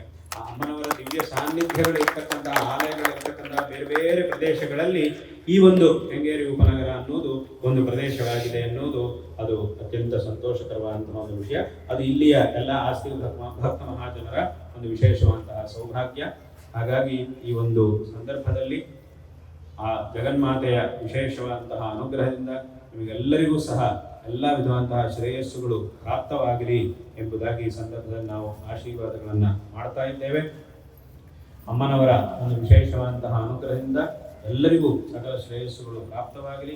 ಈ ಒಂದು ಪರಂಪರೆ, ನಮ್ಮ ಈ ಸನಾತನ ಧರ್ಮ ಪರಂಪರೆ ಅನ್ನೋದು ಏನಿದೆಯೋ ಇದನ್ನ ವಿಶೇಷವಾಗಿ ಪ್ರತಿಯೊಬ್ಬರು ಸಹ ಆಚರಣೆ ಮಾಡಬೇಕು. ಯಾವುದು ಪಾರಂಪರಿಕವಾಗಿ ಬಂದಿದೆಯೋ ಇದನ್ನು ವಿಶೇಷವಾಗಿ ಎಲ್ಲರೂ ಸಹ ಆಚರಣೆ ಮಾಡಬೇಕು. ಆ ಒಂದು ಶ್ರದ್ಧೆಯನ್ನು ನಾವು ವಿಶೇಷವಾಗಿ ಬೆಳೆಸ್ಕೊಳ್ಳಬೇಕು. ಈ ಧರ್ಮಕ್ಕೆ ಇದೆಲ್ಲ ಹಳೆ ಕಾಲದ್ದು, ಇದೆಲ್ಲ ಆಗೋಯ್ತು, ಇವತ್ತಿನ ಕಾಲಕ್ಕೆ ಏನು ಬೇಕಾಗಿಲ್ಲ ಅಂತ ಹಾಗೆ ಯಾರು ಸಹ ತಿಳ್ಕೊಳ್ಬಾರ್ದು. ಹಾಗೆ ಇದು ಹಳೆ ಕಾಲದ್ದು ಅಂತ ಯಾವತ್ತೂ ಸಹ ಆಗುವುದಿಲ್ಲ. ಧರ್ಮಗಳು ಯಾವತ್ತೂ ಸಹ ಹಳೆ ವಿಚಾರ ಅಂತ ಯಾವತ್ತೂ ಆಗುವುದೇ ಇಲ್ಲ. ಇದು ಯಾವತ್ತಿಗೂ ಸಹ ಹೊಸ ವಿಚಾರವೇ, ಅಂದ್ರೆ ನೂತನವಾದಂತಹ ಒಂದು ವಿಚಾರವೇ ಆಗಿರುತ್ತೆ. ಯಾಕೆ ಅಂತಂದ್ರೆ ಇವತ್ತಿನ ಕಾಲದಲ್ಲಿ ಇಷ್ಟೆಲ್ಲ ಆಧುನಿಕತೆ ಇದೆ, ಇಷ್ಟೆಲ್ಲ ಸೌಕರ್ಯಗಳಿವೆ, ಇಷ್ಟೆಲ್ಲ ವ್ಯವಸ್ಥೆಗಳಿವೆ, ಎಲ್ಲ ಇವೆ. ಆದರೆ ದುಃಖ ಮಾತ್ರ ಏನು ಕಡಿಮೆ ಆಗಿಲ್ಲ ಪ್ರಪಂಚದಲ್ಲಿ. ಅದು ಹಾಗೆ ಇದೆ. ದುಃಖವು ಮಾತ್ರ ಇವತ್ತಿಗೂ ಹಾಗೆ ಇದೆ ಪ್ರಪಂಚದಲ್ಲಿ. ಹಿಂದಿನ ಕಾಲದಲ್ಲೂ ಇತ್ತು, ಇವತ್ತು ದುಃಖ ಅನ್ನೋದು ಇದ್ದೇ ಇದೆ. ಇದು ಯಾವ ಸೌಕರ್ಯಗಳು ಇಲ್ಲೇ ಇರುವಂತಹ ಕಾಲದಲ್ಲೂ ತುಂಬಾ ಸುಖವಾಗಿದ್ದಂತಹ ಜನರು ಇದ್ರು. ಇವತ್ತಿಷ್ಟೆಲ್ಲ ಸೌಕರ್ಯಗಳ ಮಧ್ಯದಲ್ಲೂ ತುಂಬಾ ದುಃಖಿಗಳಾಗಿರುವಂತಹ ಜನರು ಇದ್ದೇ ಇದೆ. ಹಾಗಾಗಿ ಬರೀ ಸೌಕರ್ಯಗಳಿಂದ, ಬರೀ ಆಧುನಿಕತೆಯಿಂದ ನಾವು ದುಃಖವನ್ನು ದೂರ ಮಾಡ್ಕೊಳ್ಳಿಕ್ಕೆ ಸಾಧ್ಯವಾಗುವುದಿಲ್ಲ. ಯಾಕೆಂತಂದ್ರೆ ಆಧುನಿಕತೆ ಅನ್ನೋದು ಎಷ್ಟು ಬಂದರೂ ಸಹ ದುಃಖದ ಮೂಲ ಅನ್ನೋದು ಹಾಗೆ ಇದೆ. ಈ ಆಧುನಿಕತೆ ಅನ್ನೋದು ಎಷ್ಟಿದ್ರೂ ಸಹ, ಅಂದ್ರೆ ಆಧುನಿಕತೆ ಯಾವುದು ಇಲ್ಲದೆ ಇರುವಂತಹ ಕಾಲದಲ್ಲೂ ಸುಖದ ಮೂಲ ಅನ್ನೋದು ಇದ್ದೇ ಇತ್ತು. ಆದ್ರಿಂದಲೇ ಅದರಿಂದ ಹಿಂದಿನ ಕಾಲದಲ್ಲಿ ಸೌಕರ್ಯಗಳು ಯಾವುದು ಇಲ್ಲದೆ ಇರುವಂತಹ ಕಾಲದಲ್ಲಿದ್ದವರು ತುಂಬಾ ಸುಖವಾಗಿರ್ತಿದ್ರು. ಅಂದ್ರೆ ಈ ಸೌಕರ್ಯಗಳು ಯಾವುದು ಇಲ್ಲದೆ ಇರುವಂತಹ ಕಾಲದಲ್ಲೂ ಜನರು ತುಂಬಾ ಸುಖವಾಗಿರ್ತಿದ್ರು. ಇವುಗಳಿಂದಲೇ ಸುಖವಾಗಿರುವುದಾದ್ರೆ ಹಿಂದಿನ ಕಾಲದಲ್ಲಿ ಇದ್ದವರು ಯಾರು ಸುಖವಾಗಿ ಇಲ್ಲ ಅಂತ ಅರ್ಥ. ಹಾಗೇನಿಲ್ಲ, ಆತರ ಏನಿಲ್ಲ. ಹಿಂದಿನ ಕಾಲದವ್ರು ಬಹಳ ಸುಖವಾಗಿರ್ತಿದ್ರು. ಈಗಿನವರೇ ಹೇಳ್ತಾರೆ, ಅಯ್ಯೋ ಒಂದು ಕಾಲದಲ್ಲಿ ಯಾವ್ದು ಇರ್ಲಿಲ್ಲ ಕಟ್ರಿ, ಅವಾಗ ತುಂಬಾ ಚೆನ್ನಾಗಿರ್ತಿದ್ರು ಜನರು, ಈಗಿದೆಲ್ಲ ಬರ್ಲಿಕ್ಕೆ ಹೋಗಿ ಈ ತಲೆನೋವುಗಳೆಲ್ಲ ಜಾಸ್ತಿ ಆಗಿದೆ ಅಂತ ಜನರೇ ಹೇಳ್ತಾರೆ. ಅಂದ್ರೆ ಎರಡು ತರನು ಜನಗಳೇ ಮಾತಾಡ್ತಿರ್ತಾರೆ. ಏನೋ ಒಂದ್ಸಲ ಏನ್ ಹೇಳ್ತಾರೆ, ಹಿಂದಿನ ಕಾಲದಲ್ಲಿ ಇದು ಯಾವುದೂ ಇರ್ಲಿಲ್ಲ, ಈಗಾದ್ರೆ ಇದೆಲ್ಲ ಉಂಟು, ಹಾಗಾಗಿ ಚೆನ್ನಾಗಿದ್ದೀವಿ ನಾವು ಅಂತಲೂ ಹೇಳ್ತಾರೆ. ಒಂದ್ಸಲ ಹೇಳ್ತಾರೆ, ಪುನಃ ಇನ್ನೊಂದ್ಸಲ ಏನ್ ಹೇಳ್ತಾರೆ, ಇವರೇ ಹೇಳುದು. ಮತ್ತೆ ಇನ್ನೊಂದ್ಸಲ ಏನ್ ಹೇಳೋದು, ಹಿಂದಿನ ಕಾಲದಲ್ಲಿ ಆದ್ರೆ ಇದು ಯಾವ್ದು ಇರ್ಲಿಲ್ಲಪ್ಪ, ತುಂಬಾ ಸುಖವಾಗಿ ಶಾಂತಿಯಾಗಿರ್ತಿದ್ರು, ಈಗ ಇದೆಲ್ಲ ಬರ್ಲಿಕ್ಕೆ ಹೋಗಿ ತಲೆನೋವುಗಳು ಜಾಸ್ತಿ ಆಗ್ಬಿಟ್ಟಿದೆ ಅಂತಲೂ ಹೇಳ್ತಾರೆ. ಅಂತಂದ್ರೆ ಅಲ್ಲಿಗೆ ಏನಾಯ್ತು, ಸುಖ ದುಃಖ ಎರಡು ಹಿಂದೇನೂ ಇತ್ತು, ಇವತ್ತು ಇದ್ದೇ ಇದೆ. ಯಾಕೆ? ಅದರ ಮೂಲ ಅನ್ನೋದು ಇರುವುದರಿಂದ. ಸೌಕರ್ಯಗಳು ಒಂದು ಕಾಲದಲ್ಲಿ ಇತ್ತು, ಒಂದು ಕಾಲದಲ್ಲಿ ಈಗೀಗ, ಒಂದು ಕಾಲದಲ್ಲಿ ಇರಲಿಲ್ಲ, ಈಗಿದೆ, ಅದು ಬೇರೆ ವಿಷಯ. ಅದೇನ್ ಬೇಕಾದ್ರೂ ಆಗಲಿ. ಯಾಕೆ ಅಂತಂದ್ರೆ ಇವತ್ತು ಇಷ್ಟೆಲ್ಲ ಸೌಕರ್ಯಗಳ ಮಧ್ಯದಲ್ಲೂ ದುಃಖವನ್ನು ಅನುಭವಿಸ್ತಾ ಇರುವವರು ಯಾಕೆ ಇದ್ದಾರೆ ಅಂತಂದ್ರೆ ಆ ಮೂಲ ಅನ್ನೋದು ಹಾಗೆ. ಈ ಸೌಕರ್ಯಗಳು ಯಾವುದು ಇಲ್ಲೇ ಇರುವಂತಹ ಕಾಲದಲ್ಲೂ ತುಂಬಾ ಸುಖವಾಗಿದ್ದವರು ಹೇಗಿದ್ರು ಅಷ್ಟೆಲ್ಲ ಸುಖ ಅವ್ರಿಗೆ ಹೆಂಗ್ ಸಿಕ್ತು ಅಂತಂದ್ರೆ ಅವರ ಹತ್ರ ಈ ಸೌಕರ್ಯಗಳಿದ್ದೇ ಹೋದ್ರು ಆ ಸುಖದ ಮೂಲ ಅವರ ಹತ್ರ ಇತ್ತು. ಹಾಗಾಗಿ ಅವ್ರು ಎಲ್ಲಿದ್ರು ಸಹ ತುಂಬಾ ಸುಖವಾಗಿರ್ತಿದ್ರು. ಏನದು ಅಂತಂದ್ರೆ ಅದೇ ಧರ್ಮಗಳು. ಸುಖದ ಮೂಲ ಯಾವುದು ಅಂತಂದ್ರೆ ಅದು ಧರ್ಮ, ದುಃಖದ ಮೂಲ ಯಾವುದು ಅಂತಂದ್ರೆ ಅದು ಅಧರ್ಮ. ಆ ಅಧರ್ಮ ಅನ್ನೋದು ನಮ್ಮ ಹತ್ರ ಇದೆ ಅಂತಂದ್ರೆ ಎಷ್ಟೆಲ್ಲ ಸೌಕರ್ಯಗಳಿದ್ರೂ ಸಹ, ಸೌಕರ್ಯಗಳ ಮಧ್ಯದಲ್ಲಿ ನಾವಿದ್ರೂ ಸಹ ಆ ದುಃಖದಿಂದ ನಾವು ತಪ್ಪಿಸ್ಕೊಳ್ಳಿಕ್ಕೆ ಸಾಧ್ಯ ಆಗುವುದಿಲ್ಲ. ಅದೇ ಆ ಧರ್ಮ ಅನ್ನೋದು ನಮ್ಮ ಹತ್ರ ಇದೆ ಅಂತಂದ್ರೆ ನಾವು ಎಲ್ಲಿದ್ರೂ ಸಹ ಆ ಸುಖವೇ ನಮ್ಮನ್ನು ಹುಡುಕೊಂಡು ಬರುತ್ತೆ. ನಾವು ಅದನ್ನ ಹಿಂದೆ ಹೋಗ್ಬೇಕಾಗಿಲ್ಲ, ನಾವೆಲ್ಲಿರ್ತೀವೋ ಅದೇ ನಮ್ಮನ್ನು ಹುಡ್ಕೊಂಡು ಬಂದ್ಬಿಡುತ್ತೆ, ನಮಗೆ ಸಿಗುತ್ತೆ. ಆದ್ರಿಂದ ಇದನ್ನ ಪ್ರತಿಯೊಬ್ಬರು ಸಹ ಚೆನ್ನಾಗಿ ತಿಳ್ಕೊಳ್ಬೇಕು. ಲೋಕದಲ್ಲಿ ಎಷ್ಟೇ ಪರಿವರ್ತನೆಗಳು, ಏನೇ ವ್ಯವಸ್ಥೆಗಳು ಅದೆಲ್ಲ ಆದ್ರೂ ಸಹ ಧರ್ಮವು ಧರ್ಮವೇ, ಅಧರ್ಮ ಅಧರ್ಮವೇ, ಅದು ಯಾವತ್ತೂ ಸಹ ಬದಲಾಗುವುದಿಲ್ಲ. ಧರ್ಮದ ಫಲ ಅನ್ನೋದೇ ಸುಖ, ಅಧರ್ಮದ ಫಲ ಅನ್ನೋದು ದುಃಖ, ಅದು ಯಾವತ್ತೂ ಸಹ ಬದಲಾಗುವುದಿಲ್ಲ. ಅದು ಒಂದೇ ರೀತಿಯಾಗಿರುತ್ತೆ. ಇದನ್ನ ಪ್ರತಿಯೊಬ್ಬರು ಸಹ ಚೆನ್ನಾಗಿ ತಿಳ್ಕೊಳ್ಬೇಕು. ಹಾಗಾಗಿ ಕೆಲವರೆಲ್ಲ ಕೇಳ್ತಿರ್ತಾರೆ, ಇಷ್ಟೆಲ್ಲ ಆಧುನಿಕತೆಯಲ್ಲಿದ್ದೀವಿ ನಾವು, ಈಗೆಲ್ಲ ಯಾಕೆ ಧರ್ಮ ಅಧರ್ಮ ಪುಣ್ಯ ಪಾಪ ಇದೆಲ್ಲ ಯಾಕೆ ಬೇಕು, ಇದೆಲ್ಲ ಹಳೆ ಕಾಲದ ವಿಚಾರ ಅಂತ ಹೇಳ್ತಾರೆ. ಹಳೆ ಕಾಲದ ವಿಚಾರ ಅಲ್ಲ, ಇದು ಯಾವತ್ತಿಗೂ ಸಹ ನಮಗೆ ಪ್ರಸಕ್ತವಾಗಿರ್ತಕ್ಕಂತಹ ವಿಚಾರವೇ ಆಗಿದೆ. ಇದು ಯಾವತ್ತೂ ಹಳೇದಾಗುವುದಿಲ್ಲ. ಲೋಕದಲ್ಲಿ ಎಷ್ಟು ಬದಲಾವಣೆಗಳು ಬೇಕಾದರೂ ಆಗ್ಬೋದು, ಆದ್ರೆ ಈ ವಿಚಾರ ಮಾತ್ರ ಯಾವತ್ತೂ ಹಳೇದಾಗುವುದಿಲ್ಲ, ಯಾವತ್ತೂ ಸಹ ನಮಗೆ ಪ್ರಸಕ್ತವಾಗಿರ್ತಕ್ಕಂತಹ ವಿಚಾರವೇ ಆಗಿದೆ.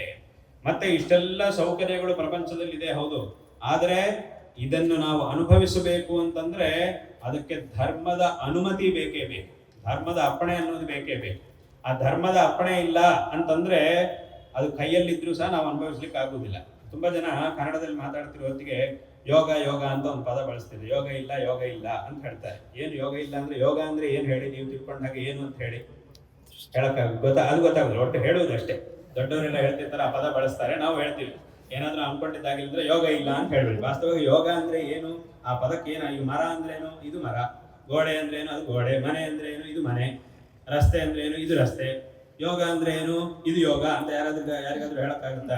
ಆಗೋದಿಲ್ಲ. ಆದ್ರೂ ಹೇಳ್ತಿರ್ತಾರೆ ಎಲ್ಲರೂ. ಕೆಲವರೆಲ್ಲ ಆ ಪದ ಪ್ರಯೋಗ ಮಾಡ್ತಿರ್ತಾರೆ. ಏನು ಯೋಗ ಅಂದ್ರೆ ಏನು, ಅದೇ ಧರ್ಮ ಅಂತ. ಅಂದ್ರೆ ಯಾವ್ದಾದ್ರೂ ನಮಗೆ ಸಿಗ್ಬೇಕಾದ್ರೂ ಸಿಕ್ತಿಲ್ಲ ಅಂತ ಆದಾಗ ನಾವೇನ್ ಮಾಡ್ತೀವಿ, ನಮಗೆ ಯೋಗ ಇಲ್ಲ ಅಂತ ಹೇಳ್ತೀವಿ. ಅಂದ್ರೆ ಏನಂತ, ವಸ್ತು ಎದುರಿಗೇನೆ ಇದೆ, ಅಲ್ಲೇ ಇದೆ, ಆದ್ರೆ ಅದು ನಿನ್ನದಾಗಿಸ್ಕೊಳ್ಳಿಕ್ಕೆ ಬೇಕಾಗಿರುವಂತಹ ಪುಣ್ಯ ನಿನ್ನ ಹತ್ರ ಏನಿರ್ಬೇಕಾಗಿದೆಯೋ ಅದಿಲ್ವಾದ್ರಿಂದ ವಸ್ತು ಎದುರಿಗೆ ಇದ್ರು ಸಹ ನಿನಗೆ ಅದನ್ನ ಅನುಭವಿಸ್ಲಿಕ್ಕೆ ಆಗ್ತಾ ಇಲ್ಲ. ಹಾಗಾಗಿ ಯೋಗ ಅಂದ್ರೆ ಇದೇನೆ. ಮತ್ತೆ ಬೇರೆ ಸಲ ಚೆನ್ನಾಗಾಯ್ತು ಅಂದ್ರೆ ಇವತ್ತು ಒಳ್ಳೆ ಯೋಗ, ನಮ್ ಯೋಗ ಬಹಳ ಚೆನ್ನಾಗಿದೆ ಅಂತ ಹೇಳ್ತೀವಿ. ಏನದ್ರ ಅರ್ಥ, ಯಾವತ್ತಾದ್ರೂ ಚೆನ್ನಾಗಾಯ್ತು, ಒಳ್ಳೆ ಫಲ ಸಿಕ್ತು ಅಂದ್ರೆ ಇವತ್ತು ನಮ್ ಯೋಗ ಬಹಳ ಚೆನ್ನಾಗಿದೆ ಅಂತ ಹೇಳ್ತೀವಿ. ಅಲ್ಲೂ ಅಷ್ಟೇ, ಯೋಗ ಅಂದ್ರೆ ಏನು, ಅಲ್ಲೂ ಸಹ ಅದೇ, ಆ ವಸ್ತು ನಮಗೆ ಸಿಗುವಂತೆ ಮಾಡುವಂತಹ ಪುಣ್ಯ ಏನಿದೆಯೋ ಅದನ್ನೇ ನಾವು ಯೋಗ ಅಂತ ಹೇಳ್ತೀವಿ. ಸಂಸ್ಕೃತದಲ್ಲಿ ಯೋಗ ಅನ್ನೋ ಶಬ್ದಕ್ಕೆ ಸಂಬಂಧ ಅಂತ ಅರ್ಥ. ಬೇರೆ ಬೇರೆ ಅರ್ಥಗಳಿವೆ, ಅದರೊಳಗೆ ಯೋಗ ಅಂತಂದ್ರೆ ಸಂಬಂಧ ಅಂತ ಅರ್ಥ. ಅದಕ್ಕೆ ಇನ್ನೊಂದು ಪದ ಸೇರಿಸಿ ಸಂಯೋಗ ಅಂತ ಹೇಳ್ತೀವಿ, ಅಂದ್ರೆ ಸಂಬಂಧ. ಏನು ಸಂಬಂಧ ಅಂತಂದ್ರೆ ಆ ಒಂದು ಸುಖವು ಆ ಸುಖದ ಸಂಬಂಧ ನಮಗೆ ಬರುವುದು. ಅದು ನಮಗೆ ಬರಬೇಕು ಅಂತಂದ್ರೆ ಅದನ್ನು ನಮ್ಮದಾಗಿಸ್ಕೊಳ್ಳಿಕ್ಕೆ ನಮ್ಮ ಹತ್ರ ಪುಣ್ಯ ಅನ್ನೋದು ಇರಬೇಕು. ಆ ಪುಣ್ಯವೇ ಆ ಸುಖವನ್ನು ನಮ್ಮ ಜೊತೆಗೆ ಸೇರುವಂತೆ ಮಾಡುತ್ತೆ. ಅಂದ್ರೆ ಅದಕ್ಕೂ ನಮಗೂ ಒಂದು ಸಂಬಂಧ ಬರುವ ಹಾಗೆ ಮಾಡುತ್ತೆ. ಅಲ್ಲಿ ಅದಿಲ್ಲ ಅಂತಂದ್ರೆ, ಆ ಪುಣ್ಯ ಇಲ್ಲ ಅಂತಂದ್ರೆ ಅದನ್ನು ನಮ್ಮನ್ನು ಜೋಡಿಸುವಂತಹದ್ದಿಲ್ಲ, ಹಾಗಾಗಿ ಸಂಬಂಧ ಬರಲ್ಲ. ಅದನ್ನೇ ಯೋಗ ಅಂತ ಹೇಳ್ತೀವಿ. ಯೋಗ ಇಲ್ಲ, ಯೋಗ ಇದೆ ಅಂತಂದ್ರೆ ಅದರ ಅರ್ಥ ಯೋಗ ಅನ್ನೋ ಶಬ್ದಕ್ಕೆ ಸಂಬಂಧ ಅಂತ ಅರ್ಥ. ಅಂದ್ರೆ ಒಂದು ಉದಾಹರಣೆ ಹೇಳ್ಬೇಕು ಅಂತಂದ್ರೆ, ಒಂದು ಅಂಗಡಿಗೆ ಹೋಗಿದ್ದೀವಿ, ಅಂಗಡಿಯಲ್ಲಿ ಸುಮಾರು ವಸ್ತುಗಳಿವೆ. ನಾವು ಅಂಗಡಿಗೆ ಹೋಗಿ ಆ ವಸ್ತುವನ್ನು ಎದುರುಗಡೆ ಇಟ್ಕೊಂಡು ಮಾತ್ರಕ್ಕೆ ಅಥವಾ ಅದು ನಮ್ಮ ಕೈಗೆ ತಗೊಂಡು ಮಾತ್ರಕ್ಕೆ ಅದು ನಮ್ದು ಅಂತ ಆಗೋದಿಲ್ಲ. ಅದ್ರ ಮೇಲೆ ನಮಗೆ ಸ್ವಾಮಿತ್ವ ಬರುವುದಿಲ್ಲ. ಅದು ನಂದು ಅಂತ ಇದು ನನ್ನದು ಅಂತ ನಾವು ಹೇಳಕ್ಕಾಗುದಿಲ್ಲ. ಅದು ನಮ್ಮದು ಅಂತ ಹೇಳ್ಬೇಕಂದ್ರೆ ಏನ್ ಮಾಡ್ಬೇಕು, ಅದಕ್ಕೆ ಎಷ್ಟು ಖರ್ಚು ಮಾಡ್ಬೇಕು ಅಷ್ಟು ಕೊಡ್ಬೇಕು. ಕೊಟ್ರೆ ಆಮೇಲೆ ಅದು ನಿಮ್ದು ಅಂತ ಆಗುತ್ತೆ. ಅಂದ್ರೆ ಅಲ್ಲಿ ಏನಾಯ್ತು, ಆ ವಸ್ತು ನಿಮ್ಮದು ಅಂತ ಆಗ್ಲಿಕ್ಕೆ ಆ ವಸ್ತುವಿಗೂ ನಿಮಗೂ ಒಂದು ಸಂಬಂಧ ಬರಬೇಕು ಅಂತಂದ್ರೆ ಮಧ್ಯದಲ್ಲಿ ಹಣದ ವ್ಯವಹಾರ ಅನ್ನೋದು ನಡೀಬೇಕು. ಅದು ನಡೀತು ಅಂತಂದ್ರೆ ಅದು ನಿಮ್ದು ಅಂತ ಆಗುತ್ತೆ. ಆ ಧನ ಅನ್ನೋದು ಯಾವುದೋ ನೀವು ಸಂಪಾದನೆ ಮಾಡಿದ್ದೇ ಆಗಿರ್ಬೇಕು, ನೀವು ಕಷ್ಟಪಟ್ಟು ಸಂಪಾದನೆ ಮಾಡಿದ್ದೇ ಆಗಿರ್ಬೇಕು. ಯಾರೋ ಸಂಪಾದನೆ ಮಾಡಿದ್ದಾದ್ರೆ ಅದು ಅವ್ರದ್ದಾಗುತ್ತೆ ಬಿಟ್ಟರೆ ನಿಮ್ದಾಗುದಿಲ್ಲ. ಹಾಗೆ ನೀವು ಸಂಪಾದನೆ ಮಾಡಿದ ಹಣವನ್ನು ನೀವು ಕೊಟ್ರೆ ಆ ವಸ್ತು ನಿಮ್ದು ಅಂತ ಆಗುತ್ತೆ. ಆ ಕೊಡೋ ತನಕ ಅದು ನಿಮ್ದು ಅಂತ ಆಗುದಿಲ್ಲ. ಕೈಯಲ್ಲಿ ಏನು ಇಲ್ಲ ಆದ್ರೆ ಅದು ನಂದು ಅಂತ ಹೇಳ್ತೀನಿ ಅಂತಂದ್ರೆ ಹಂಗೆಲ್ಲ ಆಗುದಿಲ್ಲ, ಅದು ಹಾಗೆ ಸಿಗೋದಿಲ್ಲ. ಅದರಿಂದ ಅಲ್ಲಿ ಹಣ, ಇಲ್ಲಿ ಪುಣ್ಯ ಅನ್ನುವಂಥ. ನಾವು ಒಳ್ಳೆ ಇಲ್ಲಿ ನಾವು ಲೋಕದಲ್ಲಿ ಏನಾದರೂ ಕೆಲಸಗಳನ್ನು ಮಾಡಿದಾಗ, ಯಾವುದೋ ಉದ್ಯೋಗ ಮಾಡ್ತೀವಿ, ಏನೋ ನೌಕರಿ ಮಾಡ್ತೀವಿ, ಏನೋ ವ್ಯಾಪಾರ ಮಾಡ್ತೀವಿ, ಏನೋ ಮಾಡಿದ್ರೆ ಅದರಿಂದ ಸಂಪಾದನೆ ಆಗುತ್ತೆ. ಏನೋ ಕಷ್ಟಪಟ್ಟು ಕೆಲಸ ಮಾಡಿದ್ರೆ ಅದರಿಂದ ಸಂಪಾದನೆ ಆಗುತ್ತೆ. ಆ ಒಂದು ಸಂಪಾದನೆಯಿಂದ ಯಾವ್ಯಾವ ವಸ್ತು ನಮಗೆ ಬೇಕಾಗಿದೆಯೋ ಅದಕ್ಕೆ ಎಷ್ಟು ಕೊಡಬೇಕು ಅಷ್ಟನ್ನು ಕೊಟ್ಟರೆ ಅದು ನಮ್ದು ಅಂತ ಆಗುತ್ತೆ. ಇಲ್ಲ ಅಂತಂದ್ರೆ ಆಗೋದಿಲ್ಲ, ಅದು ನಮ್ದು ಅಂತ ಆಗುದಿಲ್ಲ. ಕೊಡೋ ತನಕ ನಮ್ದು ಅಂತ ನಮ್ಮ ಕೈಯಲ್ಲಿ ಇಟ್ಕೊಂಡ್ರೆ ಅದು ನಮ್ದು ಅಂತ ಆಗಲ್ಲ. ಅದನ್ನು ಇದನ್ನೇ ಖರೀದಿ ಮಾಡುವುದು ಅಂತ ನಾವು ಹೇಳ್ತೀವಿ. ಆ ಖರೀದಿ ಮಾಡೋ ತನಕ ಇದು ನಮ್ದು ಅಂತ ಆಗುದಿಲ್ಲ. ಅದೇ ತರ ಇಲ್ಲೂ ಹಾಗೇನೆ, ಏನು ನಾವು ಒಳ್ಳೆ ಕೆಲಸಗಳನ್ನು ಮಾಡಿದಾಗ ಅದರಿಂದ ಪುಣ್ಯದ ಉತ್ಪತ್ತಿ ಆಗುತ್ತೆ. ಅದಕ್ಕೊಂದು ಅಕೌಂಟ್ ಇದೆ. ಹೇಗೆ ಹಣಕ್ಕೆ ದುಡ್ಡಿಗೆ ಒಂದು ಅಕೌಂಟ್ ಒಂದಿದೆಯೋ, ಪುಣ್ಯಕ್ಕೂ ಪುಣ್ಯ ಪಾಪಗಳಿಗೂ ಒಂದು ಅಕೌಂಟ್ ಒಂದಿದೆ. ಅದು ನಮ್ಮ ಅಕೌಂಟ್ ನಲ್ಲಿ ಇರುತ್ತೆ. ಅದನ್ನ ಇಟ್ಕೊಂಡು ಆ ಈಶ್ವರ ಏನ್ ಮಾಡ್ತಾನೆ ಅಂತಂದ್ರೆ, ಯಾರಿಗೆ ಯಾವ ಸಮಯದಲ್ಲಿ ಏನು ಫಲ ಸಿಗಬೇಕು ಅನ್ನೋದನ್ನು ಒಂದಾದ್ಮೇಲೆ ಒಂದು, ಯಾಕಂದ್ರೆ ಒಂದಲ್ಲ ಸುಮಾರು ಇರುತ್ತೆ, ಅದರಿಂದ ಒಂದಾದ್ಮೇಲೊಂದು ಈಶ್ವರ ಫಲವನ್ನು ಕೊಡ್ತಾನೆ. ಆ ಕೊಡೋ ಹೊತ್ತಿಗೆ ಒಂದಾದ್ಮೇಲೊಂದು ಕೊಡ್ತಾನೆ. ಹಾಗಾಗಿ ಯಾವ ಸಮಯದಲ್ಲಿ ಯಾರಿಗೆ ಏನ್ ಕೊಡಬೇಕು ಅನ್ನೋದು ಅವನಿಗೆ ಗೊತ್ತಿದೆ. ಅದನ್ನ ಇಟ್ಕೊಂಡು ಒಂದೊಂದಾಗಿ ಒಂದೊಂದು ನಂತರ ಒಂದು ಫಲವನ್ನು ನಮಗೆ ಕೊಡ್ತಾ ಇರ್ತಾನೆ. ಹಾಗಾಗಿ ಇದು ಇಲ್ಲಿರ್ತಕ್ಕಂಥ ಒಂದು ವ್ಯತ್ಯಾಸ ಏನು ಅಂತಂದ್ರೆ, ಇಲ್ಲಿ ದುಡ್ಡು ಕಾಣುತ್ತೆ, ಅಲ್ಲ ಪುಣ್ಯ ಅನ್ನೋದು ನಮ್ಮ ಕಣ್ಣಿಗೆ ಕಾಣಲ್ಲ, ಅಷ್ಟೇ ವ್ಯತ್ಯಾಸ. ಇದು ಕಾಣುತ್ತೆ, ಅದು ಕಾಣೋದಿಲ್ಲ. ವಾಸ್ತವವಾಗಿ ಇವತ್ತಿನ ಕಾಲದಲ್ಲಿ ದುಡ್ಡು ಕಾಣೋದಿಲ್ಲ. ಯಾಕಂದ್ರೆ ದುಡ್ಡನ್ನು ಯಾರು ಕೈಯಲ್ಲಿ ಇಟ್ಕೊಂಡು ಹೋಗೋದು ಇಲ್ಲ, ಯಾರು ಇಟ್ಕೊಂಡು ಹೋಗ್ತಾರ, ಏನ್ ಇಟ್ಕೊಂಡು ಹೋಗೋದು ಇಲ್ಲ. ವಾಸ್ತವವಾಗಿ ಇವತ್ತಿನ ವ್ಯವಸ್ಥೆ ಆಗಿದೆ, ಆಧುನಿಕ ವ್ಯವಸ್ಥೆ ಆಗ್ತಾ ಇದೆ. ದುಡ್ಡು ಕಾಣೋದಿಲ್ಲ. ಹಿಂದಿನ ಕಾಲದಲ್ಲಿ ಆದ್ರೆ ಕೈ ಜೇಬಲ್ಲೆಲ್ಲ ಇಟ್ಕೊಂಡು ಹೋಗ್ತಿದ್ರು. ಅಯ್ಯೋ ಅದು ಇದೆಯಾ ಇಲ್ವಾ, ಏನಾಗ್ಬಿಡುತ್ತೋ ಅಂತ ಒಂದು ಹೆದರಿಕೆ. ಇವಾಗ ಅದೇನಿಲ್ಲ, ಆತದಿಲ್ಲ. ಕೈಯಲ್ಲಿ ಇಟ್ಕೊಳ್ಳೋ ಅವಶ್ಯಕ ₹1 ಆದ್ರೂ ₹2 ಆದ್ರೂ ಏನ್ ಬೇಕಾದ್ರೂ ಆಗ್ಲಿ, ಅದಕ್ಕೆ ಏನು ಕೈಯಲ್ಲಿ ಇಟ್ಕೊಂಡು ಹೋಗುದೇ ಬೇಡ. ಅಲ್ಲಿಗೆ ಏನಾಯ್ತು ಅಂತಂದ್ರೆ, ನಮ್ಮ ತತ್ವ ಏನಿದೆಯೋ, ನಮ್ಮ ಶಾಸ್ತ್ರ ಏನ್ ಹೇಳ್ತಿದೆಯೋ ಅದಕ್ಕೆ ಇನ್ನೂ ಹತ್ರ ಬಂದಂಗೆ ಆಯ್ತು. ಇಲ್ಲಿ ದುಡ್ಡು ಕಾಣೋದಿಲ್ಲ, ಅಲ್ಲಿ ಪುಣ್ಯನೂ ಕಾಣೋದಿಲ್ಲ. ಹಾಗಾಗಿ ಕೆಲಸ ಆಗುತ್ತೆ. ಅದಿದ್ರೆ ಹೋಗಿ ಕೆಲಸ ಆಗುದಿಲ್ಲ. ಅದು ಇರ್ಲೇಬೇಕು, ಅದಿದ್ರೇನೆ ಕೆಲಸ ಆಗುತ್ತೆ. ಅದಿದ್ರೇನೆ ಇದು ನಂದು ಅಂತ ನೀವು ಹೇಳಲಿಕ್ಕೆ ಆಗುತ್ತೆ. ಆ ಒಂದು ಸಂಬಂಧ ನಿಮಗೆ ಬರುತ್ತೆ. ಆ ಖರೀದಿ ಮಾಡಿದ ನಂತರವೇ ಸಂಬಂಧ ಅನ್ನೋದು ಬರುತ್ತೆ. ಆದ್ರಿಂದ ಇಲ್ಲಿ ಇದನ್ನೇ ನಾವು ಯೋಗ ಅಂತ ಹೇಳ್ತೀವಿ, ಇದನ್ನೇ ಪುಣ್ಯ ಅಂತ ಶಾಸ್ತ್ರದಲ್ಲಿ ಹೇಳಿದ್ದಾರೆ. ಹಾಗಾಗಿ ಇದು ಯಾವತ್ತೂ ಸಹ ಹಳೆ ಕಾಲದ ವಿಚಾರ ಅಂತ ಯಾವತ್ತೂ ಸಹ ಆಗುವುದಿಲ್ಲ. ಇದನ್ನ ಪ್ರತಿಯೊಬ್ಬರು ಸಹ ಚೆನ್ನಾಗಿ ತಿಳ್ಕೊಳ್ಬೇಕು. ಈ ಒಂದು ಪರಂಪರೆಯನ್ನು ವಿಶೇಷವಾಗಿ ಆಚರಣೆ ಮಾಡಿ, ನಮ್ಮ ಈ ಒಂದು ಧರ್ಮವನ್ನು ವಿಶೇಷವಾಗಿ ಆಚರಣೆ ಮಾಡಿ ಕೃತಾರ್ಥರಾಗಬೇಕು ಅನ್ನುವಂತಹ ಒಂದು ವಿಷಯವನ್ನ ಈ ಸಂದರ್ಭದಲ್ಲಿ ಎಲ್ಲರಿಗೂ ಹೇಳಬಯಸ್ತಾ ಇದ್ದೇವೆ. ಇವತ್ತು ಈ ಒಂದು ಕುಂಭಾಭಿಷೇಕ ಕಾರ್ಯಕ್ರಮವು ವಿಶೇಷವಾಗಿ ಸಂಪನ್ನವಾಗಿದೆ. ಇದರಲ್ಲಿ ಇಲ್ಲಿಯ ಸಮಿತಿಯವರು, ಟ್ರಸ್ಟ್ನವರು, ವಿಶ್ವಸ್ತ ಮಂಡಳಿಯವರು ಮತ್ತು ಅನೇಕ ಭಕ್ತ ಮಹಾಜನರು ಅವರೆಲ್ಲರೂ ಸಹ ವಿಶೇಷವಾಗಿ, ನೀವೆಲ್ಲರೂ ಸಹ ವಿಶೇಷವಾಗಿ ಶ್ರಮಿಸಿದ್ದೀರಿ. ಈ ಒಂದು ಕಾರ್ಯಕ್ರಮದಲ್ಲಿ ವಿಶೇಷವಾಗಿ ಶ್ರಮಿಸಿದ್ದೀರಿ. ಅನೇಕ ವರ್ಷಗಳಿಂದ ಈ ಪುನಃ ಪ್ರತಿಷ್ಠಾ ಕಾರ್ಯಕ್ರಮ ಅನ್ನೋದು ನಡೀಬೇಕು ಅನ್ನುವಂಥ ಒಂದು ಸಂಕಲ್ಪ ಇತ್ತು. ವಾಸ್ತವವಾಗಿ ಇವತ್ತು ನಮ್ಮ ಈ ಒಂದು ನಾವು ಈಗ ಆಂಧ್ರದಲ್ಲಿ, ತೆಲಂಗಾಣದಲ್ಲಿ ಅಲ್ಲೆಲ್ಲ ಯಾತ್ರೆಗೆ ಹೋಗಬೇಕಾಗಿದೆ. ಈ ಒಂದು ಸಂದರ್ಭದಲ್ಲಿ ಇಲ್ಲಿಗೆ ಬರಲಿಕ್ಕೆ ಪ್ರಧಾನ, ಈ ಊರಿಗೆ ಬರಲಿಕ್ಕೆ ಪ್ರಧಾನ ಕಾರಣ ಅಂತಂದ್ರೆ ಅದು ಈ ಕುಂಭಾಭಿಷೇಕ ಇವತ್ತಾಗಿರುವಂತಹ ಈ ಕಾರ್ಯಕ್ರಮ. ಇದಕ್ಕಾಗಿಯೇ ನಾವು ಇಲ್ಲಿಗೆ ಬಂದಿದ್ದು. ಇದಕ್ಕಾಗಿ ಇಲ್ಲಿಗೆ ಬರಬೇಕು ಅಂತ ತೀರ್ಮಾನ ಮಾಡಿದ್ಮೇಲೆ ಮತ್ತೆ ಇನ್ನೂ ಒಂದಿಷ್ಟು 2-3 ಕಾರ್ಯಕ್ರಮಗಳು ಇದರ ಜೊತೆಗೆ ಸೇರಿದೆ. ಮೊದಲಿಗೆ ತೀರ್ಮಾನ ಮಾಡಿದ್ದು ಇದಕ್ಕೋಸ್ಕರ ಇಲ್ಲಿ ಬರಬೇಕು ಅಂತ ತೀರ್ಮಾನ ಮಾಡಿಕೊಂಡು ಅದಕ್ಕೋಸ್ಕರವೇ ಇಲ್ಲಿ ಈ ಊರಿಗೆ ಬಂದಿದ್ದೇವೆ. ತದಾದ ನಂತರ ಅದರ ಜೊತೆಗೆ ಮತ್ತೆ ಬೇರೆ ಕಾರ್ಯಕ್ರಮಗಳು ಸೇರಿವೆ. ಹಾಗಾಗಿ ಈ ಒಂದು ಇಲ್ಲಿಗೆ ಬರಲಿಕ್ಕೆ ಪ್ರಧಾನವಾದಂತಹ ಒಂದು ಕಾರಣ ಏನಿದೆಯೋ ಆ ಒಂದು ಕಾರ್ಯಕ್ರಮ ಇವತ್ತು ಸಂಪನ್ನವಾಗಿದೆ. ಈ ಒಂದು ವಿಶೇಷವಾದಂತಹ ಪೌರ್ಣಮಿ ದಿವಸ ಅಮ್ಮನವರ ಒಂದು ವಿಶೇಷವಾದಂತಹ ಪ್ರೀತಿಕರವಾದಂತಹ ಒಂದು ದಿವಸ. ಅದಕ್ಕೆ ಇವತ್ತಿನ ದಿವಸ ಇದಕ್ಕೆ ಮುಹೂರ್ತ ಇಟ್ಟಿದ್ದು ಈ ಪೌರ್ಣಮಿ ಮತ್ತು ಈ ಮೂಲ ನಕ್ಷತ್ರ ಅನ್ನೋದು ಅಮ್ಮನವರಿಗೆ ಅತ್ಯಂತ ಪ್ರಶಸ್ತವಾಗಿರ್ತಕ್ಕಂಥದ್ದು. ಹಾಗೆ ಇವತ್ತು ಅಮ್ಮನವರ ಪ್ರತಿಷ್ಠಾಪನೆ ಆಗಿದೆ. ಮತ್ತು ಮುಂದೆಯೂ ಸಹ ಇಲ್ಲಿ ವಿಶೇಷವಾಗಿ ಈ ಒಂದು ಧಾರ್ಮಿಕವಾದಂತಹ ಜಾಗರಣೆ, ಧಾರ್ಮಿಕವಾದಂತಹ ಕಾರ್ಯಕ್ರಮಗಳು ಇದೆಲ್ಲದೂ ಸಹ ಇನ್ನೂ ವಿಶೇಷವಾಗಿ ನಡೆಯಲಿ ಮತ್ತು ಅದರಲ್ಲಿ ಇನ್ನೂ ಹೆಚ್ಚಿನ ಜನರು ಭಾಗವಹಿಸುವಂತೆ ಆಗಲಿ. ತದ್ವಾರ ಎಲ್ಲರಿಗೂ ಸಹ ಭಗವದ್ ಅನುಗ್ರಹವು ಇನ್ನೂ ವಿಶೇಷವಾಗಿ ಪ್ರಾಪ್ತವಾಗಲಿ ಎಂಬುದಾಗಿ ಈ ಸಂದರ್ಭದಲ್ಲಿ ನಾವು ಆಶೀರ್ವಾದಗಳನ್ನು ತಿಳಿಸ್ತಾ ಇದ್ದೇವೆ. ಮತ್ತು ಇಲ್ಲಿ ನಡೆಯುವಂತಹ ಎಲ್ಲ ಧಾರ್ಮಿಕವಾದಂತಹ ಕಾರ್ಯಕ್ರಮಗಳಲ್ಲೂ ಸಹ ವಿಶೇಷವಾಗಿ ಎಲ್ಲರೂ ಸಹ ಭಾಗವಹಿಸಬೇಕು ಮತ್ತು ನೀವು ಬರಬೇಕು ಮತ್ತು ನಿಮ್ಮ ಮಕ್ಕಳನ್ನು ಸಹ ವಿಶೇಷವಾಗಿ ಕರ್ಕೊಂಡು ಬರಬೇಕು. ಅವರಿಗೂ ಸಹ ಈ ಒಂದು ಸಂಸ್ಕಾರದ ಒಂದು ತಿಳುವಳಿಕೆಯನ್ನು ಉಂಟು ಮಾಡಬೇಕು. ತದ್ವಾರ ಅವರಿಗೂ ಸಹ ಈ ಒಂದು ಶ್ರೇಯ ಮಾರ್ಗವನ್ನು ಅವರಿಗೆ ತೋರಿಸಿಕೊಡಬೇಕು ಅನ್ನುವಂತಹ ಒಂದು ವಿಷಯವನ್ನು ಈ ಸಂದರ್ಭದಲ್ಲಿ ಹೇಳ್ತಾ ಮತ್ತೊಮ್ಮೆ ಎಲ್ಲರಿಗೂ ಸಹ ನಾರಾಯಣ ಸ್ಮರಣ ಪೂರ್ವಕವಾಗಿ ಆಶೀರ್ವಾದಗಳನ್ನು ಮಾಡ್ತಾ ಇದ್ದೇವೆ. ವಿಶೇಷವಾಗಿ ಈ ಒಂದು ಟ್ರಸ್ಟಿನ ಅಧ್ಯಕ್ಷರು ಚಂದ್ರಶೇಖರ್ ಅವರಿಗೂ ಮತ್ತು ಅವರ ಜೊತೆಯಲ್ಲಿರ್ತಕ್ಕಂತಹ ಎಲ್ಲರಿಗೂ ಸಹ ಎಲ್ಲ ವಿಶ್ವಸ್ತ ಮಂಡಳಿಯವರಿಗೂ ಸಹ ನಾವು ಎಲ್ಲ ವಿಶ್ವಸ್ತರಿಗೂ ಸಹ ನಾವು ಆಶೀರ್ವಾದಗಳನ್ನು ಮಾಡ್ತಾ ಇದ್ದೇವೆ. ಮತ್ತು ಇಲ್ಲಿ ಈ ಒಂದು ಕಾರ್ಯಕ್ರಮಕ್ಕಾಗಿ ವಿಶೇಷವಾಗಿ ಸಹಕರಿಸಿದಂತಹ ಎಲ್ಲರಿಗೂ ಸಹ ನಾವು ಆಶೀರ್ವಾದಗಳನ್ನು ತಿಳಿಸ್ತಾ ಇದ್ದೇವೆ. ಮತ್ತು ಈ ರೀತಿಯಲ್ಲಿ ಆಗಮಿಸಿದಂತಹ ಎಲ್ಲ ಭಕ್ತ ಮಹಾಜನರಿಗೂ ಎಲ್ಲರಿಗೂ ಮತ್ತೊಮ್ಮೆ ಆಶೀರ್ವಾದಗಳನ್ನು ತಿಳಿಸ್ತಾ ಈ ಮಾತುಗಳನ್ನು ಇಲ್ಲಿ ಉಪಸಂಹಾರ ಮಾಡ್ತೇವೆ. ಹರ ನಮಃ ಪಾರ್ವತೀ ಪತಯೇ.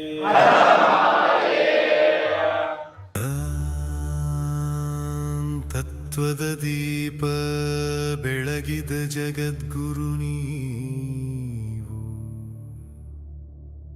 ವೇದಗಳ ಸಾರ ಹೇಳಿದ ಮಹಾಗುರು ನೀವು, ಅದ್ವೈತ ಸತ್ಯದ ಬೆಳಕು ಹರಿಸಿದವರು, ಆದಿಶಂಕರಾಚಾರ್ಯರೇ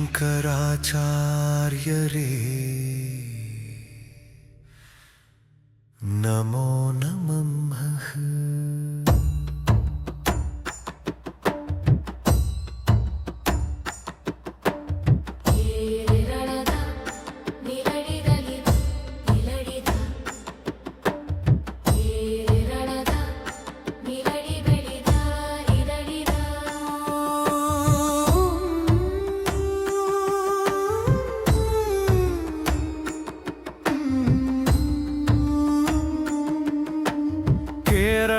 ಪವಿತ್ರ ಭೂಮಿಯಲ್ಲಿ ಕಾಳಡಿಯಲ್ಲಿ ಹುಟ್ಟಿದ ದಿವ್ಯಜ್ಯೋತಿ, ಆರ್ಯಾಂಬೆಯ ಮಡಿಲಲ್ಲಿ ಬೆಳೆದ ಅಮೂಲ್ಯ ರತ್ನ, ಶಿವಗುರುವಿನ ಆಶೀರ್ವಾದದ ಪವಿತ್ರ ಸಂತ,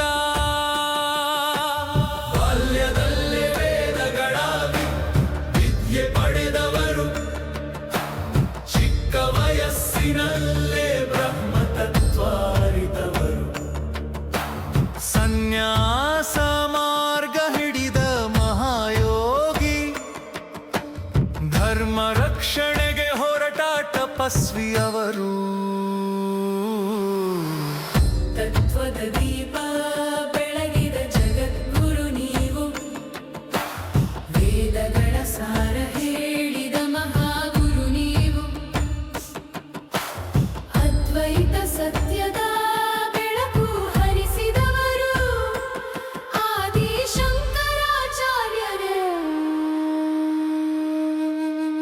ನಮೋ ನಮಃ.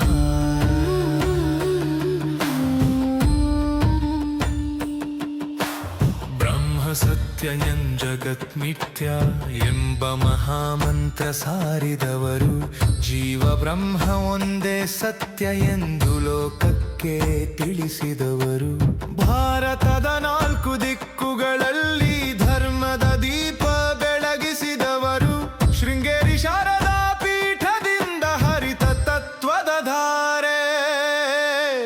ಸನಾತನ ಧರ್ಮದ ರಕ್ಷಕರು ನೀವು. ಭಜ ಗೋವಿಂದನ್ ಹಾಡಿದ ಕವಿ, ಭಕ್ತಿ ತತ್ವ ಮಿಶ್ರಿಸಿದ ಗುರು, ವೇದಾಂತ ಮಾರ್ಗ ತೋರಿದ ಯೋಗಿ, ಭಾರತದ ಆಧ್ಯಾತ್ಮಿಕ ಬಿಳಿವು, ಹಿಮಾಲಯದ ಶಿಖರಗಳಲ್ಲೂ ನಿಮ್ಮ ತಪಸ್ಸಿನ ಪ್ರತಿಧ್ವನಿ, ಯುಗ ಯುಗಗಳಿಗೂ ತತ್ವದ ಅಮೃತಧಾರೆ.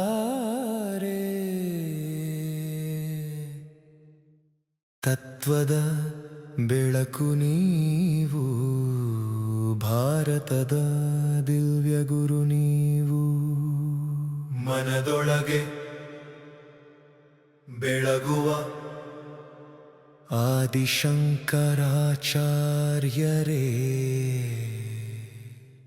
ನಮೋ ನಮಃ.